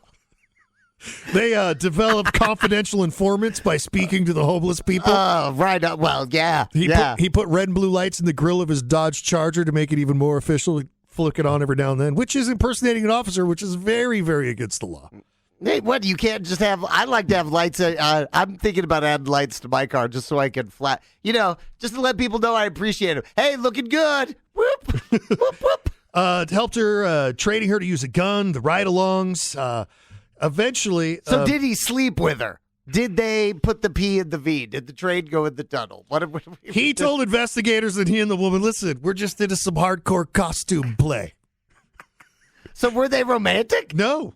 No? I think he was trying to do something, but she was trying to get there, but she was like, no. I don't want to start my DEA career sleeping with my supervisor. I'm going to earn it. I'm not going to sleep my way to the top. Hey, I'm not getting there like Chelsea Handler did. I'm doing it the honest way. Want to tell you something cool that's going on with Elon Musk and SpaceX. Yeah. He reported down there in Fiji with plans to help restore internet to the Kingdom of Tonga. Yeah, because he's got engineers on the way. Yeah, Tonga's still taking the hard one.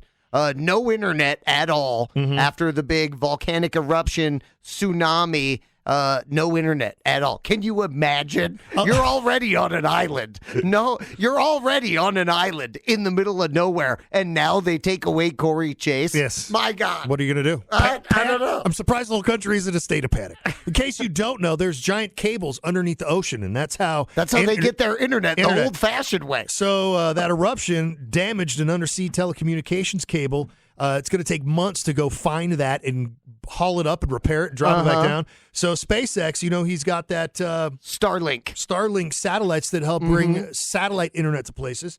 The SpaceX engineers are boots on the ground right now, so they're setting up how these guys can receive it from space, and then it will have internet again. It will have commerce and communication starting back up. SpaceX apparently reported to show a lot of interest in providing internet to that whole island region permanently going forward. Yeah.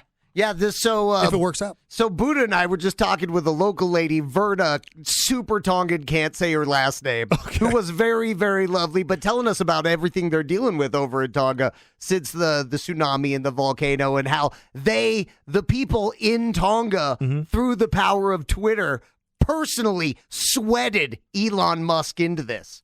And there's a whole other great, real Aquaman story about a 57-year-old Tongan gentleman who got washed away, and he was swimming for over 27 hours after this. So, and, we talk about this, obviously, because we have such a big Polynesian community here at Salt Lake, and, you guys are all such good people that that's awesome. I hope they get set up. The Tongan people strong-arming Elon Musk. Isn't that great? And he responded. Yeah. Right away. And he hit Fiji up on Twitter, by the way, and said, is it cool if we do this? And they said, yeah, please. Yeah. Do you mind? It's been days.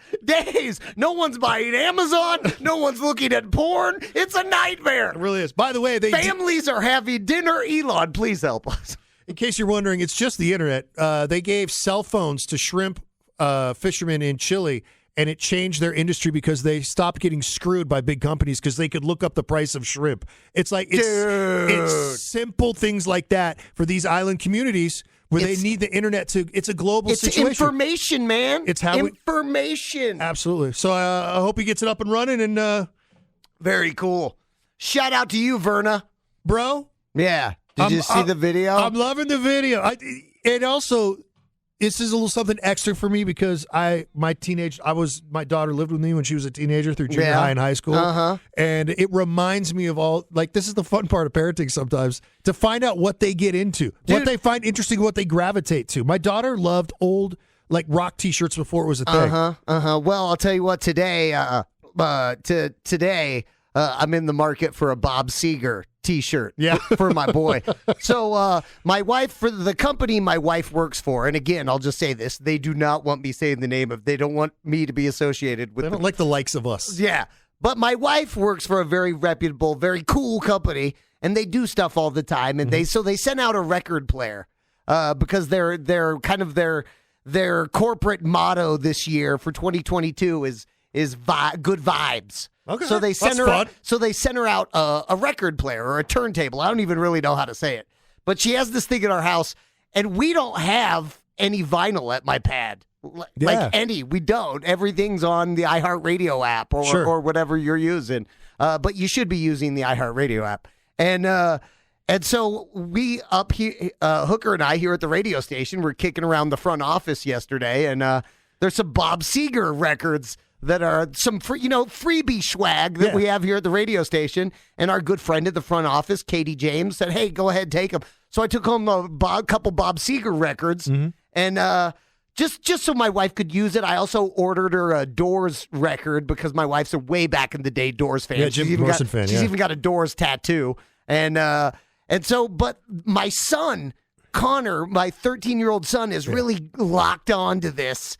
And he's super into vinyl now. And this is the part where I have to owe some apologies. And super into vinyl? Got one. He is. Well, he's got the Doors and two Bob Segers, and I ordered a Leonard Skinner just yesterday because I love Leonard Skinner. And so I haven't really listened to vinyl since I moved out of my parents' house. My mom had some old Glenn Yarborough records because Baby the Rain Must Fall. And, But I'm listening to it, And I'm kind of getting into it, which is why I ordered the Leonard Skinner album the other day. Yeah. And yesterday, there's a video of my son doing his homework, listening to Bob Seger up on the Facebook page. But listen to my hipster jerk little son. This is what he said yesterday.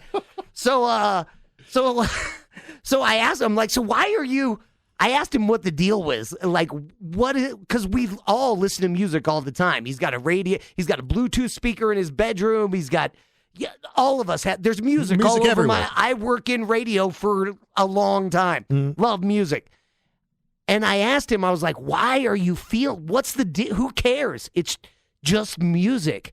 And he said, and here, let me hear it. Because You got it? Write it down? Okay, hold on. You got to pull it up. Pull it up. If you listen to this music on your phone, you wouldn't get the vibe. This little jerk he's like, yeah, you wouldn't, if you listen to this music, and he's talking about the Seeger Greatest Hits record. He started 10 minutes ago. Now he's talking vibes. What? I was looking around for his ukulele and his 12-pack of Pabst Blue Ribbon. Did you grow a man bun overnight, Connor? What's happening to you? No, we actually just cut it off. But he is a little hipster. So I bought the Leonard Skinner record. It should be coming any day now. Very cool. And then I decided, okay, because there is, I don't know how to describe it, but it's almost like there's more music in the room. I don't know how to describe it. It's more full-bodied. It's just, how would you describe it? Because you're a super into vinyl kind of guy. I'm not. I know our boss Casey is. Casey, feel free to call. Casey knows more than I do. But you're into, like, just, I've got quite a few the records music. It's just beefier, right? It's just a little bit more. Something about it, yeah. I don't know why it is that, but it is that. So I fell down the rabbit hole yesterday, and I started looking at, dude, you can spend $2,000 on a turntable. Yes, you can spend $2,000. And there's people who do. Probably enough money to fix my car on a turntable. I had no idea. And I didn't realize how expensive records are. I bought a... Yeah, that Leonard Skinner one was like $40. Yes, dude. That's because here's why I got into it. I wanted to leave... I read a story a long time ago about Bruce Willis. And he is a huge music fan, blues fan, plays harmonicas in a band. Yeah. He wanted to leave his music collection to his daughters when he died. Because he's amassed a lot of music. That's when he learned that you can't transfer Apple Music accounts. And so I don't know why that always stuck with me. And I figured, well, when I'm gone, I want my kids to know a little bit about what I was into. Mm-hmm. So I've been picking up records from my past. Like you love Skinner, so you bought a Skinner. Yeah. I got a couple of fun ones like that. And it's something it's tangible that I can leave my... Well, it'll be nice for your kids to get something other than a bill. Yeah, well, doing what I can. Maybe they can sell a couple of records, pay for the funeral. But hopefully it'll or be worth maybe they something. could use the cardboard to put together a makeshift casket for you. A nice little pyre to put me on. Anyways, roast me like a Viking. The boy is super into it, and I gotta be. First of all, I am absolutely capital F word thrilled to see his enthusiasm towards music. Really, yeah, and that's good. And he always had it, but now it's super duper extra now with the vinyl, and I'm into it too. I don't know. I'm glad you found on. I don't know. I kind of hate myself. I don't know because You talked a lot of trash. Well, I'm anti-hipster everything. I know. Speaking of kids, we got a Rock family member in trouble. This is pretty funny. This is really funny. I say, There's a couple. Go ahead. So break it down. They're expecting baby boy on the way. The only name this couple agrees on is the name Charlie. Okay, it's a classic. Okay, yeah, Charlie. Charlie. Chuck. Hey, Chuck. Charlie Sheen. Who doesn't want to be named after Charlie Sheen? Well, that's not who the Charlie they're referencing. It turns out that they had a beloved dog named Charlie who passed away 2 years ago from cancer. Oh, see, and now they're worried. This couple's worried about being judged for, potentially naming your future son after a dog. Okay. Now, so can you name a kid after a dog? Yes or no?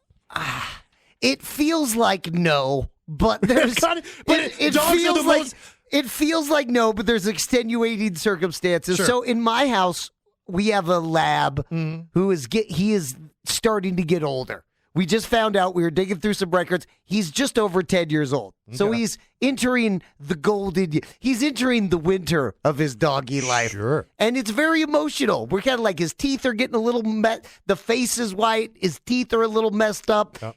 He's not quite as Johnny sure-footed as He's he not was quite before? as Johnny on the spot up and down the stairs as he used to be, and it's sad. So, and I usually kind of make fun of people for this, so pardon me, but like he really feels like we really love our dog, and I make fun of people that overly publicly love their dogs and take their dogs in public too often, but it's. They really do feel like a part of the family. And if little furry Charlie was a part of the family, I guess maybe is that just something you don't tell people about all the time? You just say, hey, Charlie, he's named after Uncle Charlie. Just unofficially make the dog an uncle. Yeah, uncle nobody's ever met or have any photographs Yeah, of. don't worry about it. He did some time. He's the bad uncle. But so why'd you name me after the bad uncle? Because he was so cool. So will that damage a kid growing up knowing he was named after a pet? Oh, I don't dog? know. I never even thought about the psychological ramifications. That's what I was thinking about. Of which there appear to be many. Oh no! You have an unusual Can name. you name a dog? Can you name a kid? Can you name a kid after a dog? I don't know. Well, we have a Rock family member out there. They're expecting. They've got a lot on their minds. We need to help them solve this question. Do you know anyone who's ever been named after a dog? Call us. Okay. Or do you know? Or that do works. you know a person, a dog named? Gosh, because you always hear about dogs named after people. Excuse me. Sure. I mean that's a thing. Your dog's named after a person. Yeah, my dog's named after Mel Gibson. Riggs. Yes. When he's not going by his full Christian Catholic name. Melius Gibsonus. Okay. but yeah, Riggs. He is named after Mel Gibson, and he is a practicing Orthodox Catholic. Oh, just like Mel Gibson. His namesake. Yes, yes. What does this couple do? Can you name your son Charlie after the dog? After a dog? Charlie? Can you name your baby after something that licks its own butt? A lot of people have some very passionate answers to the question of, can you name a kid after a dog? Well, there's Rock family members that are going through it right now. They're pregnant. Their son will be here soon, and the only name they can agree on is Charlie. Turns out Charlie was a dog they had, died of cancer 2 years ago. Well, I'd love to say that all the phone calls that we have holding and that we're ready to go with right now are because people are so passionate about children, but that's not the truth.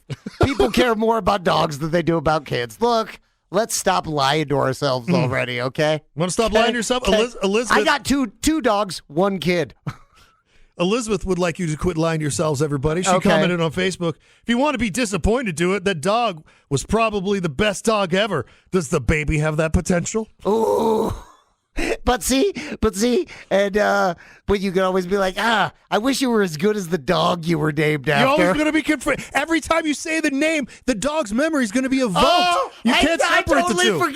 I totally forgot when I was growing up. We had so I've got a sister named Katie. Yeah. Or at least I'm told I've got a sister named Katie. And when I was a little guy, my dad brought home a rescue Doberman also named Katie. Oh. And this dog was vicious. We actually had to put it down because it bit a bunch of people. But my dad would call for my sister, and and the dog would always be right there. Dog's right here there. first. Sister nowhere to be found. Dog right there. Oh, it was a great dog. Those big, long Dobie ears. Just beautiful. Oh, I miss that dog. Brad says, along your point, makes it easier to call everybody to dinner. Yeah. The dogs will listen. Yes. As long as you had the dog first, it's okay. You can't have them at the same time. That's a rule Nelson wants to bring up. And it was very confusing for the Doberman and my sister. I believe there was a little bit of a power struggle between my Doberman. Yeah, well, yeah. Dan, bring something up here. Okay. Officer Dan? No. Okay. Rock family member Dan Newton. Yeah, that's Officer Dan. Is that from Officer Dan? Oklahoma, Sergeant Dan. What up? He's part of our I Oklahoma. only know him as Officer Dan. I didn't realize it was his last name. Oklahoma Dan. He's part of our Oklahoma rock family. Yeah. God bless you, Dan. He goes, once again, Officer Dan here to best us with an even better story than anything we have. Okay. Well, when you're dealing constantly with the lowest of society, Dan, you're going to always have better stories than us. Dan says, Officer Dan, excuse me, I'll do you one better. My daughter is named Cooper after a dog from a movie. We saw the movie, and we were both like, wow, I like that dog's name. And bam, she got saddled with a boy dog name. She sounds hot, bro. Wow. That's funny. That's funny. Officer Dan, there we go. Sergeant Dan, he recently got promoted. Give Sergeant Dan his due. Well, He's a I'm just sticking detective. my foot in my mouth Hey, all over the place, Sergeant Dan. My apologies. You're not allowed to believe in coincidences anymore. You're a detective now. Couple comments real quick on whether or not you can name a child after a beloved dog, like one Rock family member is dealing with right now. Her son will be here soon, and they want to name him Charlie. It's the only name her and the man agree on. Here's something from Tina, sent me an email. My dad named a dog after me because my sister said, name her Sheena. It looks like Tina. And then my dad liked the name. Had that dog for 14 years. Yeah, it hurt my feelings. And I knew even at the age of 12 it was wrong for him to do that. So the dog's name was Sheena. Sheena. Her name is Tina. So it's not the same. And when it was born, of course, it's an older sister going, the dog looks like my sister. So name it Sheena. It looks like Tina. I once knew a lady who the whole family told the youngest sibling that she was found in a porta potty while they were out camping. And that joke / I guess lie lived in that family until those children were adults. My sister told me I was adopted when I was a kid. And it hurt this young woman. Do I look okay to you? Oh, bro. Exactly. Exactly. We run out of Band-Aids every week. Hey, it's Hooker DB. Hi, how's it going? Good, man. What's up? Well, see, I got a little bit different perspective on that because I've actually always wanted a daughter, and I've always wanted to name my daughter Alexia. And unfortunately, throughout my life, I've never been able to produce a girl. And so I've named one of my dogs Alexia. Okay. My dogs are like my children. I don't see much of an issue when it comes to naming your child the same name that you would give your loved dog. What kind of dog is it? Pit bull. Is she spayed? No, she's not. Oh, my gosh. So you're one of those dads. But I like to keep my dog intact. Uh-huh. I did intend on breeding her, but I've not had the opportunity to do so either. Well, just since we're talking, a lot of people may not realize if your dogs don't get to be full size when you spay and neuter them. I don't know how many people know that, but it's true. I mean, especially the younger you chop that action off, the smaller just they stay in general. There, I know way too much about dog genitals. Yeah, you do. A lot about dog genitals. So much about dog genitals. It's my genital hobbyist. It's my passion. Yeah. Well, bro, send us a pic. Send us a pic of your fur daughter. I love it. And you kept the whisker biscuit intact. Nice. P.S. Love the kid, love the dog. P.S. I've been trying to say whisker biscuit on the air for a week. Congratulations, buddy. Hi, this is Matt Driggs from The Advocates. Have you been in an accident but are worried about how much an attorney will cost? Well, what if we told you that you don't pay us anything until we win your case? And we offer virtual meetings as well as online paperwork signing. Let The Advocates fight for the settlement you deserve. UtahAdvocates.com. This Valentine's Day, you know just what to get that special someone because you know what makes them tick. Their favorite bouquet of roses and a box of roses and a scented a teddy bear. Roses and a teddy bear. Yeah, a teddy bear. So, head on over to proflowers.com to get fresh this Valentine's Day and get 15% off gifts for your special someone with promo code CRUSH15. That's CRUSH15 at proflowers.com for 15% off through February 14th on flowers, gifts, and more for Valentine's Day. See website for details. Let's get to our D-bag of the day. This is just a reminder that don't try to be clever if you're not really clever. Yeah, but it's hard to know I'm not clever when I'm stupid. Because I've got all the stupid confidence in the world. Well, Adam Castle is one of those stupid confident guys that are out there. Yeah. He got stopped by police out there in Kentucky, and he knew, man, I'm in trouble. Pop quiz, hotshot. What do you do? Adam Castle knew that he's in trouble because he recently failed to show up to court for drug trafficking charges. Well, I was busy. My kid had a thing at school. Look. We're trying to decide on a name for our dog. We're tied up. I'm busy. I'm so busy. So he knew there was warrants out for his arrest. So he goes, That's a terrible feeling. I've had that feeling. I'm sure you have. That's a terrible feeling. When you know Johnny Law's just lurking or behind every corner. As soon as those lights go on and you're like, whoop, whoop, whoop. Start eating stuff in your car. Mm-hmm. He knew there'd be warrants for his arrest because, even though he's stupid confident, knew that missing court's a bad idea. Yeah. So I'm going to give cops a fake name. Nice. Come up with an alias. You have an alias, don't you? Yeah, of course I do. Carlos the Blade. Nice, the Blade. Uh-huh. That's my last name. The Blade. One word. Of the Kentucky, the Blades? No. Oh, Arkansas, the Blades. Arkansas. Harrison, Arkansas, the Blades. He claimed his name was Stephen Clemens. So they ran the name through the system, and he's like, ha-ha, got away with it again. It's too common. My name's Adam Castle, and I'm the big winner. Nope, turns out Stephen Clemens also has some warrants out for his arrest. Oh. Now he's facing his original drug skipping out on court charges and plenty of new fun ones like identity theft. Lying to the police. Lying to the cops, Yeah. giving them a fake name. So, yeah, just when you're caught, you're caught. Deal with it, man. Don't try to weasel out. Oh. Don't be Adam Castle. Don't be a D-bag. Have you noticed celebrities are jumping all over the tequila train as of late? Dude, I'm so tired of people trying to pretend like tequila's cool all of a sudden. Well, George Clooney started it with Casa Amigos. He was the first real tequila guy. Oh, Sammy Hagar was the first real tequila guy. Sammy Hagar was the first real tequila guy. Prior to that, it was Cuervo, I want to puke my guts out, Rage Against the Machine, children partying, or Patron. And then Sammy started bringing us some of the other, I mean, in my limited knowledge of the spirit. Sure, George Clooney's Casa Amigos sold for $1 billion in 2017. Dwayne Johnson's Terramina Tequila is up there. What is her name? Kendall Jenner, 818. Hell, Aaron Paul and Bryan Cranston have one called Dos Hombres Mezcal. Yeah. Tequila sales are on the rise. And if it could become the most, well, vodka's still king. Okay, yeah. But tequila is coming up as being America's favorite spirit. Very, very close. Oh, my gosh. Do you like having unwanted children and a headache all the time? What are you doing? Another thing is tequila. Do you enjoy not being able to find your car? What are you doing? Stop drinking tequila, people. It apparently a lot of it has to do with the fact that they do a lot of mixed drinks. You think you go because arenas are now selling mixed drinks instead of just beer. So you go see a football game like Tony Abugain says, hey, man, if I put a better margarita in your hands, you're going to buy a margarita if I can get it for the same price. Yeah. So they're doing a lot of mixed drinks out there. Tequila's just such a heavy drunk. Like, you're so drunk when you're drunk on tequila. Like, you're like my good friend. One of the I know a lady who was part of the group of people that I went down to the Fiesta Bowl with in another lifetime ago.